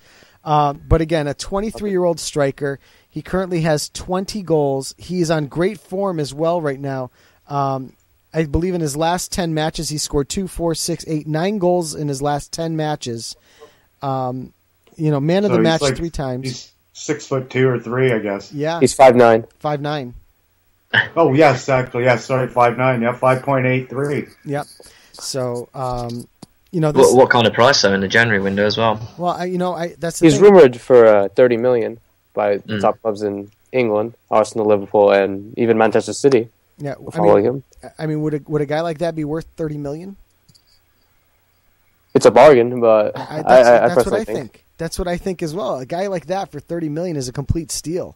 I think there was like I said, I think there was a light rumor going around about ManCity, depending on what happens with Dzeko and Jovetic. Right. Well, yeah, because Jovetic has been rumored to go over to Juventus, but and obviously with City bringing Wilfred Boney in, although they're not going to get him for a couple of weeks, or as Sir Bob would have it, a couple of games, but one and out. I think, exactly. Yeah. I think with this as well, like a lot of these types of players, it comes down to the end of the window as well, when people so they know who's been offloaded and how much money they've actually got to spend, so they can make a last minute offer and put the whole kitty out as well. Yeah. So, it just amazes me, and I wanted to bring his name up because it's shocking to me that a player of his caliber right now, and you're just not hearing anything, or when you do hear 30 million, it's amazing that the guy hasn't already moved, unless Lyon is just not blinking at that price and just saying, you know what, we're not parting with him, which would make sense. I mean, they're certainly within striking distance of winning the league, and so it would make sense for them to hold on to him. So. Ben, one thing I saw was if we're going to do transfers for each league, I'm going to throw it over to you for the Bundesliga. I'm going to give you back the keys to your car. And I know the Bundesliga, they haven't had any matches going on right now. We haven't really talked much about them, but if you have any interesting transfer information, certainly want to talk about it. Yeah, since like Joe just said, there's been no game, so I'm going to go for the league, and I'm just going to give you a few rumours to fill it up. But yeah, the Bundesliga actually doesn't go back. The first game back is Friday, January the 30th, which is actually Wolfsburg Bayern Munich, which is second against first. So obviously that'd be nice when it comes back. But I'm just going to run through the leagues and a little bit of transfer rumours, like I said. Bayern Munich, top of the league, 45 points, still haven't lost a game and only let in 4 goals. Wolfsburg in second place on 34 points, and they're now 6 points clear of Bayer Leverkusen going into third on 28. And then we have 3 teams all on 27th, all the way down to the Europa places, with Mönchengladbach in 4th, Schalke in 5th, and Augsburg in 6th. And there's 1 point out to Hoffenheim on 26 points in 7th. And then it's back to Hanover in 8th on 24. As far as the bottom of the league, bottom of the table is Freiburg on 15 points. And ironically, with the exact same goal difference as Borussia Dortmund, still haven't pulled clear, also on 15 points, and only actually above on goals scored. They've scored 1 more goal than Freiburg, but yeah, Borussia Dortmund in loads of trouble, and this is one reason that it's not really surprising that Marco Reus is tailored to leave everywhere. And then we have 3 teams above that, all on the same points. We have Werder Bremen in 16th, and then Stuttgart in 15th, and Hamburger in 14th. And then we have 2 teams on 18, Berlin and Mainz, and 2 teams on 19 on Cologne and Paderborn. So the German league is actually really close at the top and in the middle. The only place that there seems to be a gap is Bayern Munich at the top, of course, and Wolfsburg, which have opened up a bit of a lead of late with unbeaten in the last 5 games. Sorry. As far as transfer rumours, there is a few things coming out of Germany. If you just give me 2 seconds. Obviously, Marco Reus has been tailored to go around everywhere. I did actually go and have a little look with the bookies just to see who the favourites were. At the moment, it is Real Madrid at favourites at 4-1, and Chelsea second favourites at 7-1. So take from that what you will, but obviously it's only a rumour. And a few of the other rumours coming up is Miroslav Klose going to Werder Bremen from Lazio. That's another rumour that's coming up.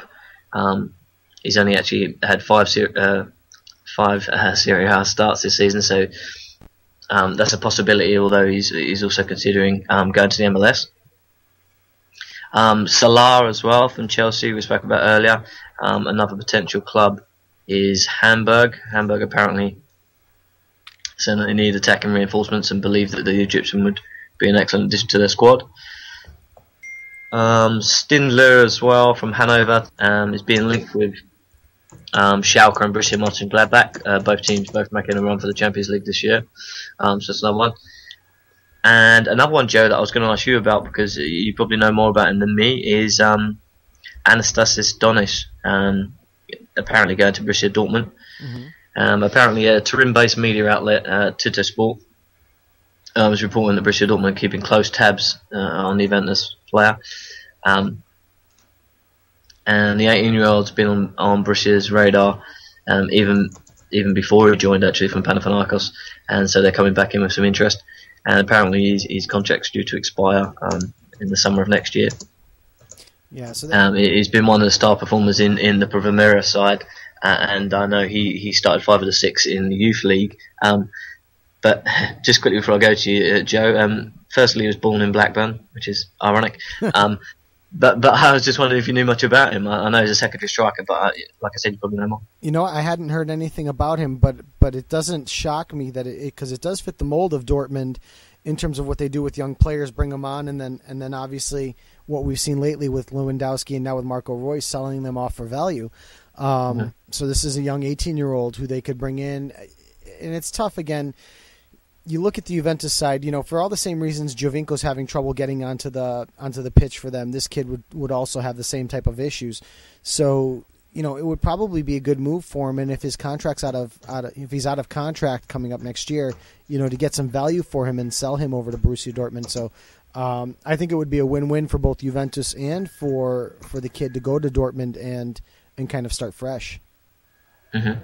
Yeah, I agree with you. I do think, especially if Borussia Dortmund, like you said, if the players that are expected to leave, then obviously I could definitely see this one going through. But I'll get your opinion on just in case you had any opinion. But anyway, Joe, over to you in Serie A. Yeah, let's head over to Serie A where we've been having some news. We've had some news made over the past couple days that we talked about earlier.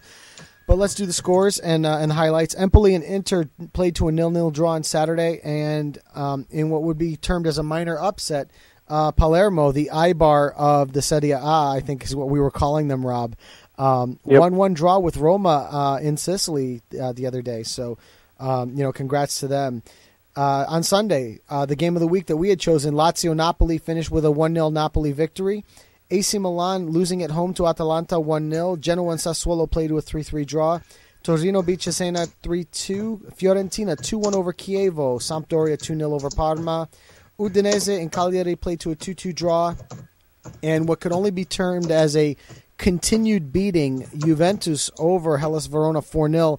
That is after beating them 6-1 in the Coppa Italia midweek at Juventus Stadium. They then turned around and put a 4-0 on them. Star of the match, and I think one of the things that's really sparked the Paul Pogba rumors again over the past 24 hours is the game that Pogba had. He scored a beauty of a goal, had a wonderful assist on the second one, dummied for Tevez, which was a sheer moment of brilliance. So Pogba really the man of the match, and again we're talking about young players.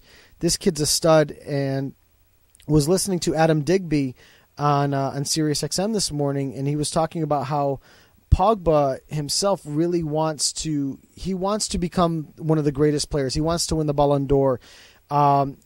There are a lot of things that he wants to accomplish on the personal level, and the way he feels he's gonna go to a team that he feels will allow him to do that. So, does Chelsea allow him to do that? Does City allow him to do that? Does Real Madrid or Barcelona allow him to do that?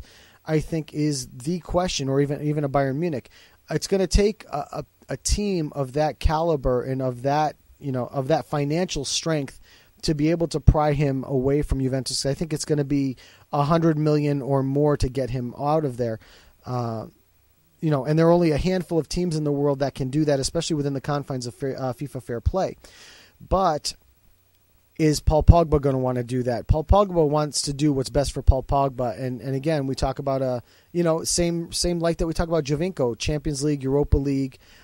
He's won 2 Scudetti with the Juventus at this point. He's on the verge of winning a third in a row, 4th overall for the team. These guys, Juventus, they know how to win. And if he becomes the star of that team where the reason they're winning is because of Paul Pogba, then I think you have to start thinking about him in that Ballon d'Or discussion. And I think from that standpoint, he may decide that even though the money is there, unless somebody makes Juventus an offer that they absolutely cannot refuse, he would stay at Juventus. That's just my thoughts on that. So let's go into the standings, and then we'll talk about the match of the week, and then we'll probably do a quick little chit chat about the Giovinco deal. Juventus currently leading the way. This is at the absolute midway point in the season. Juventus leading the way on 46 points. Roma in second place on 41 points. Napoli and Sampdoria tied for third on 33 points. Lazio in fifth place on 31. Fiorentina on 30 points, just outside the Europa position. Genoa on 28 points. Palermo on 26 points. Inter on 26 points. And in 10th place, AC Milan also on 26 points. Propping up the bottom of the table, I think we've got 2, I would say, confirmed relegation sides the way they're playing at this point. Parma on 9 points. They're only projecting to make 18. So a side like Chievo would, in theory, have to draw a match between here and the end of the season to ensure themselves not going down to those two teams. Parma on 9 points. Cesena on 9 points. Cagliari in the last relegation position on 16 points. Chievo on 18 points, just outside the relegation zone. Empoli on 19 points. Atalanta on 20. Verona on 21, and that's Hellas Verona. Torino on 22 points. Udinese on 24, and Sassuolo on 25 points, rounding out the bottom of the table. The match of the week, gentlemen, and we have a couple to choose from here, and I'm going with one that I kind of like. My 2 options were Fiorentina-Roma on Sunday, and the other option was on Saturday afternoon, Lazio-AC Milan. I'm going to go with the Lazio-AC Milan match, guys, over the Roma-Fiorentina match, strictly because of the dumpster fire that is AC Milan at this point. They're one win in their last 6 matches. Lazio was actually running pretty well until that 1-0 loss to Napoli. And really, Lazio starting to fall apart at the second half of the Roma-Lazio match, the Rome derby, where they were up 2-0, and then 2 Francesco Totti goals with the selfie closed that match out. So I think this one's a better match to kind of talk about rather than the Roma-Fiorentina match, because I think the Roma-Fiorentina match, for me, is going to be one-way traffic. Roma really needing to get back on the winning side of things. With 2 draws in their last 2 matches, and Fiorentina with no real striker threat other than Juan Cuadrado. I don't think they're going to really put up much of a fight. So for me, the interest is really in which AC Milan shows up. Does the AC Milan that that is El Shaarawy and Jeremy Menez and really controlling and Nigel de Jong playing that solid midfield position, is it that side that shows up, or is it that dysfunctional Philip Mex's side that shows up to play this match? And I think it can go either way. So I think at this point, Inzaghi's really in a bind here. I'm going to take this one as a draw, and you guys know that I don't like taking draws, but I think Inzaghi's going to do enough to keep these guys on the up and up, and Lazio right now is just on a little bit of a downward swing. And I think there's just enough slip up there for this to turn out a draw. I'm going to go with a 1-1 match on this one. Ben, what are your thoughts on Lazio AC Milan? Lazio AC Milan. Where is it at? What ground is it at?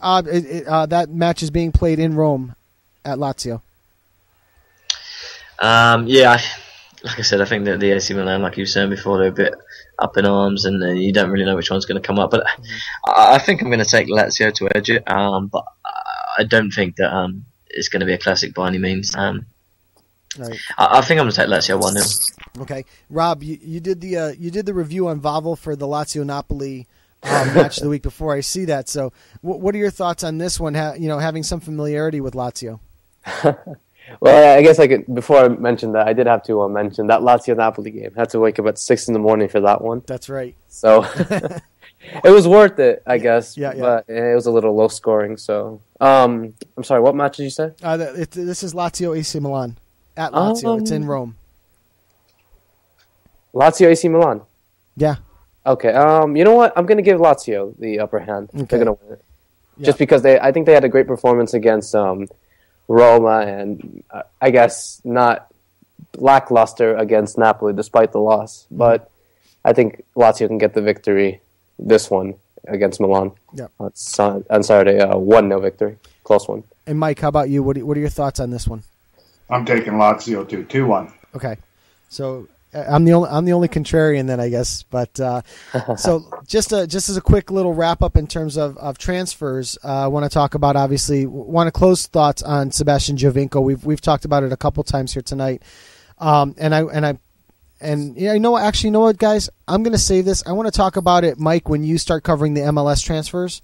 I think it's a better spot for that because I don't think it's so much a Serie A thing anymore as it is an MLS thing. So I think I'm going to hold off on talking about Giovinco in this regard. Obviously, before mentioned, Sampdoria closing in tomorrow to finish the transfer for Samuel Eto'o, which I think is a great move for them and possibly going to help them, stay into those Europa/Champions League positions. So, Ben, I'm going to throw it over to you to the EPL. Yep, well, we're going to go through the scores now, and there was one tonight as well, and I'll cover that. But starting on Saturday, we had Aston Villa losing 2-0 at home to Liverpool. We had Burnley throwing away a 2-0 lead and losing 3-2 at home to Crystal Palace. We had Leicester losing 1-0 at home to Stoke. QPR losing 2-0 at home to Manchester United. Swansea losing 5-0 at home to Chelsea. Tottenham beating Sunderland 2-1. And Newcastle losing 2-1 at home to Southampton in the evening game. Going on to the Sunday's games, we had West Ham beating a terrible Hull team 3-0, and Steve Bruce apologising publicly. And then the last game on Sunday was the Manchester City Arsenal game, which we've already spoken about, with Arsenal winning 2-0 at the Etihad. And there was one game tonight as well, which was Everton versus West Brom at Goodison Park, which finished 0-0. As far as the table looks, there we go. Top first, Chelsea leading the way on 52 points, and then it's 5 points back to Manchester City on 47. Then another 5 points back to Southampton in third on 42, and then it's Manchester United on 40 in fourth, and Arsenal in fifth on 39. Then it's back to Tottenham in sixth on 37, West Ham on 36, and back to Liverpool in eighth on 35 points. As far as the bottom of the table, we have Leicester propping up the league on 17 points, and then two teams on 19, Queen's Park Rangers in 19th and Hull in 18th, and then two on 20, Burnley in 17th, Sunderland in 16th, and then we have two teams on 22 in Aston Villa and then West Brom in 14th, and two teams on 23, and that's Crystal Palace, and then up to Everton. As far as the game of the week, obviously it's FA Cup this weekend, so it's the weekend after that. But it's obviously the Chelsea Man City game. Just a quick preview for it. Obviously first versus second, like we said, 5 points between them. Obviously everyone thinks, and they quite rightly agree, there's going to be top two this season, and this is a massive game. Man City know Yaya Toure, and like I said, you got to feel that Company needs a few more games before that as well, because like I said, a bit of a shaky backline, and I think it's going to be a tough game for them away from home. I'm just going to put my prediction in. I do think Chelsea will win this game 2-1, but both teams to score. Just going to go on to do some rumours. Obviously, there's quite a lot coming out of England, but I'm going to cover a few. There's a bit too many to cover them all. But obviously, we had the Jermaine Defoe move from Toronto to Sunderland, which has been confirmed. But as far as rumours, Liverpool apparently right on the verge of making a £11.5 million move for the on-loan West Ham midfielder Alex Song, who's actually been one of the best players, if not the best player for West Ham this season, and is looking like a real solid defensive midfielder. And it seems that his future at the Nou Camp's pretty much over, so a permanent transfer away this month does seem quite likely. West Ham are keen to hold him, but obviously Liverpool stiff competition, and they're looking for a replacement for Steven Gerrard. One of the other rumours coming out of England is Arsenal are after Gabriel Paulista from Villarreal, the centre-back. Arsene Wenger has recently confirmed he plans to recruit a new central defender, and it's expected that they're going to submit an official proposal for the Brazilian in the next few days.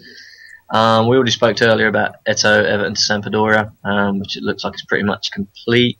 I know Joe just spoke about the Lacazette from Lyon to Man City.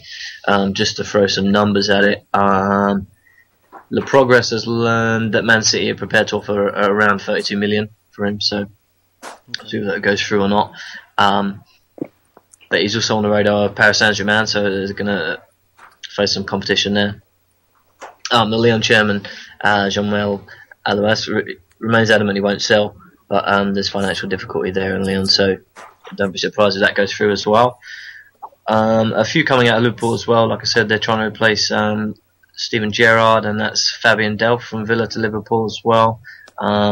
Delph's out of contract as well at the end of the season, so it could be a cut price deal that you could see go through. And another one actually from Liverpool, a quite interesting one, is Lavezzi from PSG to Liverpool. Apparently this is close to being complete as well. £8 million deal for Lavezzi, and like I said, Liverpool strikers this year obviously have been very poor. I know Sturridge has come back from injury, but Balotelli and Ricky Lambert haven't been firing at all, so you can't help but feel the need of a striker. And the last one I'm going to mention coming out is Pape Demba Cisse from Newcastle to Swansea.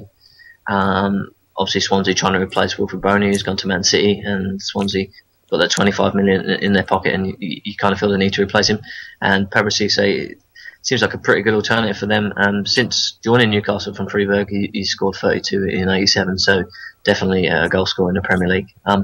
But but yeah, that's all the rumours there for. Yeah.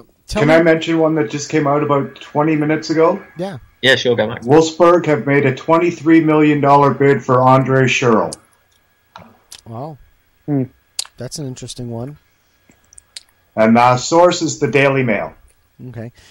Ben, where did you hear about the Lavezzi to Liverpool one? Lavezzi to Liverpool is... Just trying to think where it came through.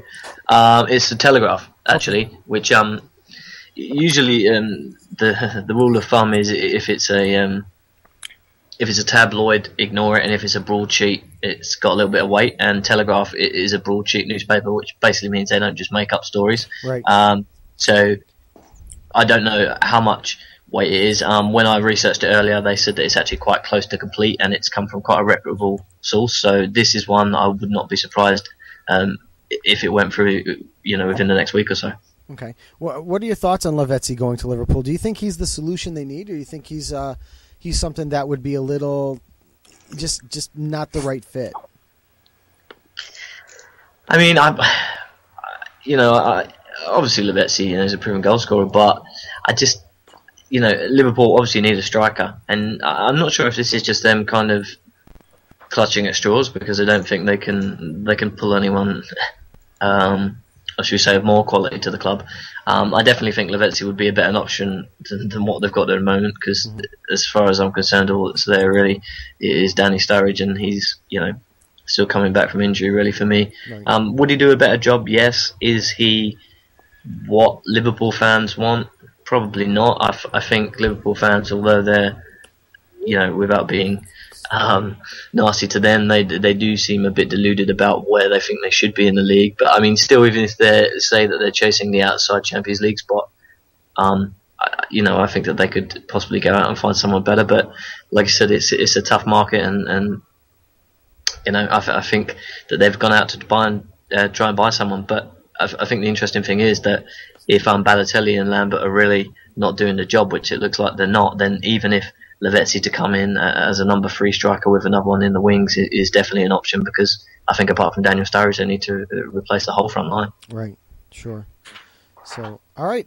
Let's then take it. Let's take it over to Sir Bob and the MLS coverage. Sir Bob, I know you've got transfer rumors for us. I don't know if you had a chance to review the super draft that happened last week as well. So fire away. All right, I'll just go quickly through this so we can spend time on, I guess, the big news this week, which would be Toronto FC. So I'll just go through a couple teams quickly. The Chicago Fire's seemingly doomed pursuit of quick technical striker Sean Maloney appears to be back on after an expected transfer to Leicester City has collapsed. Maloney, who turned 32 last month, only has 6 months left on his contract with Wigan. The Colorado Rapids have obtained Chris Clute, announced that Chris Clute is heading to the Columbus Crew as part of a transaction executed during the draft. The 24-year-old was traded in exchange for significant allocation money and the Crew's 14th overall selection at the draft. The DC United announced that they have signed Costa Rican international Yari Arrieta from Orlando City in exchange for an international roster slot for the 2015 season. Arrieta, who has been with Columbus for the last 3 seasons and scored 17 goals and 9 assists in 67 appearances. The LA Galaxy, in conjunction with the MLS, announced on Thursday that the MLS through the MLS Super Draft that the league's most valuable player award will now christen the Landon Donovan Award. What do you guys think about that? I'll let you other guys go first. Go on, Rob. Sorry, what was the question? The Landon Donovan Award. The MLS MVP is now called Landon Donovan. Well, to be fair, I don't think an MVP award should be based on a certain player. In all honesty, I mean, honestly, he has won many of it in his career, but yeah, he just retired this season. I think if you're gonna name it after another big person, and obviously he's a huge person in the world of soccer in the United States, but this early, I think maybe 3 or 4 years after he retires, then it would be fine to name it after his name, the award. Ben, do you want to? Yeah, most leagues have these awards that are players that are people you've never heard of. Right.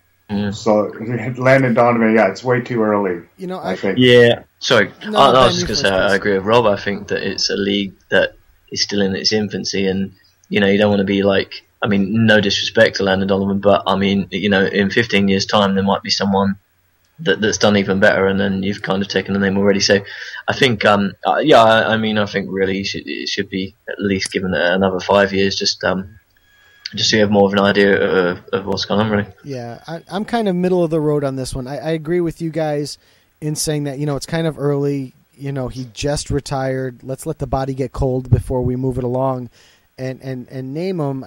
But in the end, a couple of thoughts come to mind. At the moment, he's arguably the greatest American footballer ever. I still think that the race between him and Claudio Reyna is a little closer, but for the most part, many people will tell you that Landon Donovan is the greatest footballer. Will there be other ones that come along? Yes. Will there be ones that come along that are even greater than him? Yes, I think so, because, like you said, Ben, American football is really in its infancy. When you think about, trying to get to a golden age, that it's truly in its infancy at the moment. But I think you got to start somewhere. I think, I don't think you can neglect the history of football 20 years from now in the U.S. without talking about Landon Donovan. I don't think you can write the history book without Landon Donovan in terms of American football. And I think when you do write the history of American football 10 years from now, 30 years from now, 100 years from now, that first chapter still has to include Landon Donovan in it for the most part. So I think, is it the right choice? Yes. Is it maybe a little too premature, a little too early? Yes.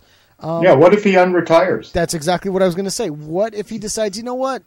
Yeah, maybe this retirement thing wasn't such a hot idea. I'm going to come back to the LA Galaxy and I'm going to play for another season. And win my own award. And win my own award, exactly. Thank you for awarding me my award.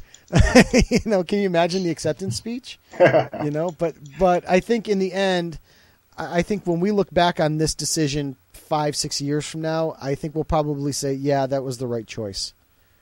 So that's, again, I'm kind of middle of the road. I think it's too soon, but I think it's the right choice. Okay, moving on quickly now. The Montreal Impact have added the final piece to their back line, Belgian international Laurent Simon, to an MLS contract after acquiring Bakary Samori last week in the re-entry draft. They now have Bakary Samori and Simon, who was from Standard de Liège. He played last week for Westerlo in a 1-1 tie, during which the head coach confirmed his departure after the game. The Montreal Impact have also announced that they have waived midfielder and Canadian international Issa Nakajima-Farron. So that I think there's 4 and maybe 5 now Canadian internationals who are out of team. So that's not very good at all. The New England Patriots have acquired the rights to forward Sean O'Callaghan from Seattle FC in exchange for a second-round draft pick. The New York FC announced the signing of midfielder Max Diskerud on a free transfer using their number 1 position in the allocation ranking. He's been capped 25 times for his country, and he joins from Norwegian side Rosenborg, where he spent the last 3 seasons. What do you think of that one, Joe? Well, one, he inherited Landon Donovan's number 10. When Landon Donovan was, for lack of a better term, pushed away from the U.S. men's national team, he picked up the number 10 jersey. So, for me, Mix Diskerud, I like him as a player. I really, really like him as a player. I think he has what it takes to really be a great professional. I don't like the fact that he came back here. I don't like the fact that he came back here to an expansion side in NYCFC. I would have preferred he go to the Eredivisie. I would have preferred he go to possibly Italy or possibly France, where a guy like Alejandro Bedoya is really flourishing right now. That's the place I would have rather have seen Mix Diskerud.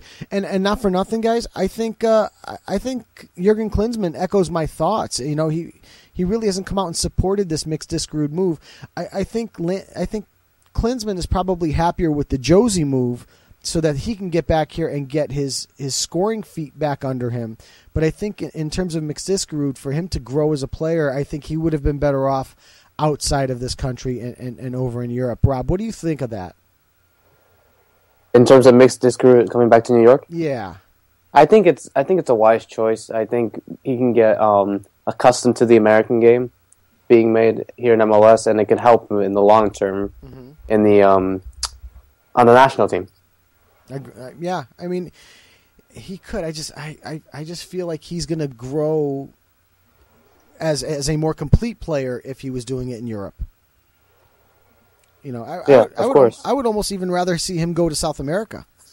I would almost rather see him go to Argentina. Sure. You know, someplace that would mean something. Yeah, that would be something else. You know, but you know, and I don't understand why these better than normal American players don't consider moving to the South American leagues. I don't know why they don't do it. You know, the leagues in Brazil, the leagues in Paraguay. It's hard, I guess. It's hard It's really hard compared to MLS, possibly. I bet it has something to do with the color green. Yeah, it probably does. It probably does. But absolutely, unfortunately, it does. And you know, we're all in a position where we want to do it for country. You know what I mean? We sit here and make yourself a better American soccer player. But you know what? Guys got to make a living too. So you're 100% right. The same reasons, they were talking about Giovinco. Why would Giovinco ever go to MLS? Oh, because he was going to get 3 times the salary he was getting at Juventus. If I took any one of us and moved us into the exact same job where we might actually be happier, but give us 3 times the amount of money we're making right now, I don't think any of us would say no. I think it's impossible. I agree with that. Yep. So that's the whole Giovinco side. And again, like you said, Mike, maybe there's just not as much money being offered down in South America as there is in the United States. So. Okay, so I'll just move on quickly so we can get to the big news of the week. Okay. Fox Sports has announced that the Frank Lampard situation is finally settled and he will join New York City FC in July. Orlando FC used their first pick in the first round of the MLS Super Draft this week to select Canadian national team member and University of Connecticut forward Kyle Larin with the number 1 pick. And Larin is the first Canadian ever to be taken number 1 in the MLS Super Draft. Yeah, UConn actually had 2 players taken, I think, in the first round. Who's the other one? I can't remember. I'd have to go back and look. I can punch up the Super Draft. Let me effort that real quick because I think I can find that. Give me 1 second. And I'll just say that while there's still nothing official from the club, it looks like Claudio Bieler's time in Kansas City has come to an end. It started with a rather cryptic tweet he sent voicing some displeasure last week. I tried to translate the tweet, but it didn't turn out. So we'll just say that it doesn't look like he's going to be back with Sporting Kansas City. Okay.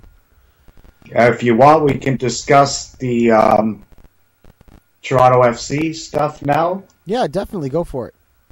Okay. Where would you want to start? With Jose Altidore? Yeah, let's go to Josie Altidore. He was the first move that happened this week. So let's do Josie Altidore and then let's go from there. Okay, we'll discuss it after I just read this little blurb. Then the Toronto FC have signed U.S. international Jose Altidore and also agreed to transfer Jermaine Defoe to Sunderland. Altidore, who's 25, was in his second season with Sunderland, where he appeared in a combined 52 matches, scoring 3 goals for the club. Before, during, and after the U.S. international was unveiled in Toronto last Friday, multiple reports falsely indicated the 25-year-old's annual deal was in the range of $30 million over 5 years. It turns out Altidore's base salary will be a little under $5 million this season, according to a well-placed MLS source. As has been widely suggested, that means Gilberto's future in Toronto hangs largely in balance. Toronto FC also confirmed that they have multiple offers outside of the MLS for Gilberto. And I guess the most surprising thing that came out of this is that Toronto FC's salary this season is actually going to be less than 2014, with a swelling coming in 2016 to 22 to 25 million. So what do you guys think of Altidore coming to the MLS and more specifically to the Toronto FC? Rob, I'll let you go first on that one. I think it's a good way to revive his career, to be fair. He's obviously had a success in the Netherlands, and he definitely did not have quite the spell he had at Sunderland. So I feel he's 25, he's still young. If he can bring back the old days when he started playing at the Red Bulls early in his career, and now here at Toronto, I have hopes for him. I really hope he does well. Ben, how about you? What are your thoughts on Jozy Altidore moving along? Yeah, I think it's. I kind of agree with Rob in the fact that this definitely could revitalise his career. I mean, look at Defoe. He's gone back to the Premier League after proving that he could still do it.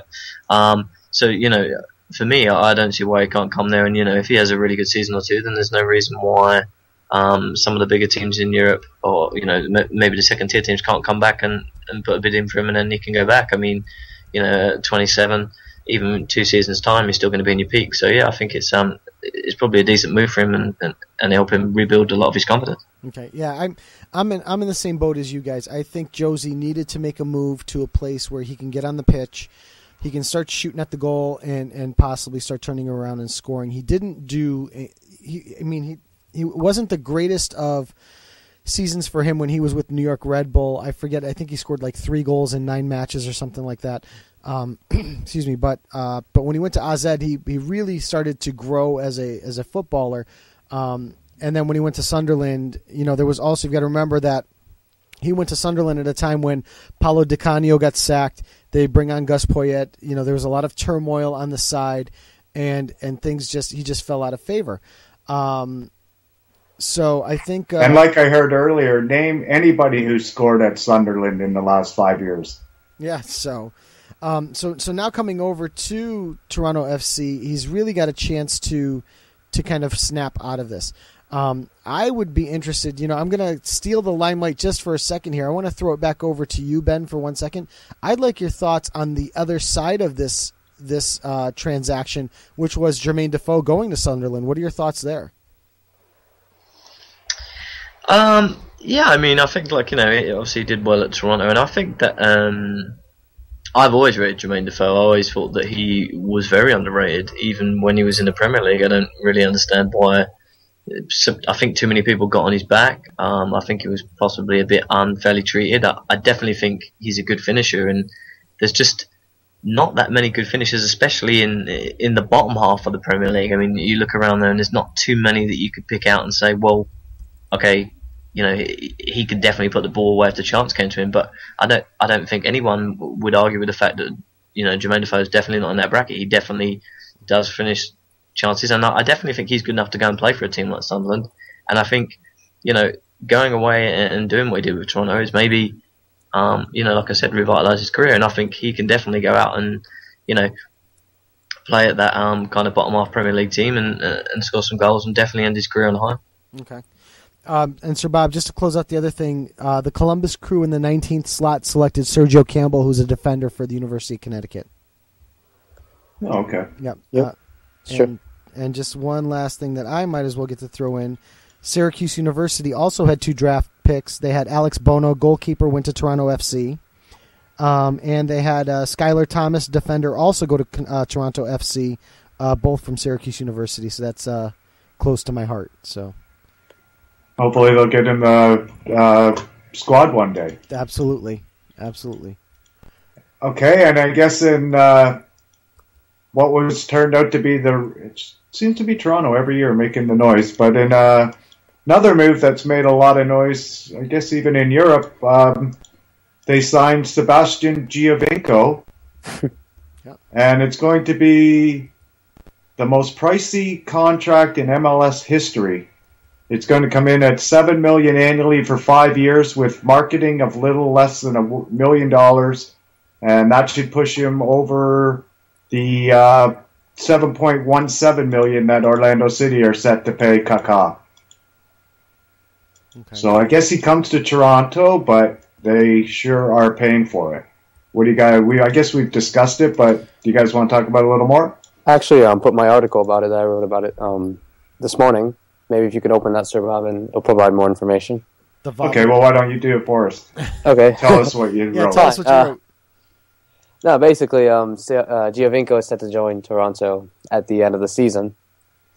And July, right?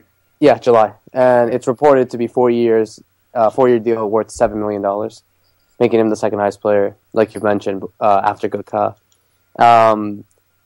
It's been said that the former player has been out of favor at Juventus under coach Massimiliano Allegri, appearing on only 6 league games with 2 starts of this season. So I think him and Josie Alto, though, working up front as a forward would really provide a sense of depth and speed as well for Toronto. Can really help bag some goals in there. Joe, what do you think it does for his Italian national team chances? Are they diminished, or is Conte? Is he still in favor with Conte? Yeah, you see, I don't think his Italian chances change with this move, and the reason is, and in fact, if anything, I would say they might slightly improve. For a couple of reasons. One, he's going to get off the bench. He's going to see significant time on the pitch. That's going to make him a better player. Secondly, is the person you mentioned is Antonio Conte. Antonio Conte, you guys have to remember, is a Juventino. That's where he started. That's where he that's where he initially got his start in Serie A. He was on a lot of those great teams. So he's a guy that that certainly knows Giovinco. He's coached him for a few years, and I don't think there's much. They know each other very well. So I don't think this type of move hurts him. So I think it's a good move for him. It gets him onto the pitch and gets him playing time. And at the same time, he'll be seen by, he'll see that Conte will see that he's getting the extra time that he needs, and he'll be able to go from there. So I think it'll be great. And what do you think about the money, though? The money, like we said before, the money is fantastic because the money allows him to, allows him to, like you said, make 3 times what you used to be making. So, all right, I'm losing my internet connection. I think. Can you guys still hear me? Yeah, I hear you. I've still got you. I've noticed that there's something going on with it here, so I'm going to see if I can reconnect us here. Can you hear me? Okay. Yep. Yeah, Ben, I've got you too. So I'm gonna go ahead and but let's continue on, guys. Okay. Well, I think that's it for the MLS. Unless you guys want to talk about anything else about these 2 moves that Toronto pulled off, or if you have any other moves that might have slipped by me in the MLS this week. Nothing that's come across on my radar. Oh, I guess because I do have one because you and Rob are New York Red Bull fans. Mm-hmm. Le Equipe magazine out of France is reporting that the Red Bulls are in advanced talks with French center back Ronald Zubar. Zubar is listed as 6'1" and has made 7 appearances for League 2 club Ajaccio this season. The 29-year-old contract expires at the end of the season. The French center back has previously played with Caen, Marseille, and Wolverhampton in the English Premier League. Okay. So, and to all of our listeners, I see that there was a little bit of a problem with our connection for some reason, but it should be back up and running perfectly fine now, and I'll try to keep an eye on it from here on out. So, all right, Ben, let's take it over to the Blackburn Banter and see what's going on. We haven't had a true Blackburn Banter in a couple weeks, so why don't you tell us what's going on? Yep. The game the weekend just gone was Wigan and Blackburn at Wigan. It finished 1-1. A bit of a strange game, really. Even from a neutral perspective, Blackburn the better team, and they did have a few decent chances. One massive chance for Jordan Rhodes. If it was a confident Jordan Rhodes, I think he would have definitely scored. Just one defender on the line to beat, and he couldn't really put it either side of him. And one thing that I think has definitely changed since, we spoke a little bit about in the chat, is Rudy Gestede leaving, and probably will leave and go to Crystal Palace during this window, is that Jordan Rhodes has kind of been pushed a little bit out of the game plan, it seems like Gary Bowyer wants to lump it up to Rudiger Stead. So hopefully, if he does go, something good will come out of that. But yeah, as far as the game went, apart from that one clear chance, the Wigan player that scored the equaliser should not have been on the field. He tackled a 2-footed tackle at knee height and then punched the player, and the referee didn't see it, or apparently didn't see it, and didn't get sent off. So that's a bit unlucky. But I think really there's something not quite clicking. I'm not sure if it's something to do with the manager. I think if I was being honest, it probably is. I think that maybe he's taken it. He's stabilised the ship 100%, but I don't know whether he's the man to take us to the next level. But something has to change quite quickly. We're at 8 points adrift to the playoffs now. I think realistically, it's going to be a bit too hard for us to make the playoffs now. But I do think that with this squad and the depth of squad for the championship, we should be in and around the playoffs. I do think that, like I said, we need maybe some fresh faces, especially in the management. And like I said, stability is definitely back. But I think moving forward, surely the next goal. So just kind of watch this space really. But like I said, I wouldn't be surprised if Rudiger Stead goes to Crystal Palace, because at the time of preparing for the show, he was in advance talks to go to Crystal Palace between 4 and 5 million. All right. I noticed we're still having some connection issues, but we've got a great recording, so let's go over to Sir Bob's Man City Corner and do our last duty for the evening. So Mike, it's all yours.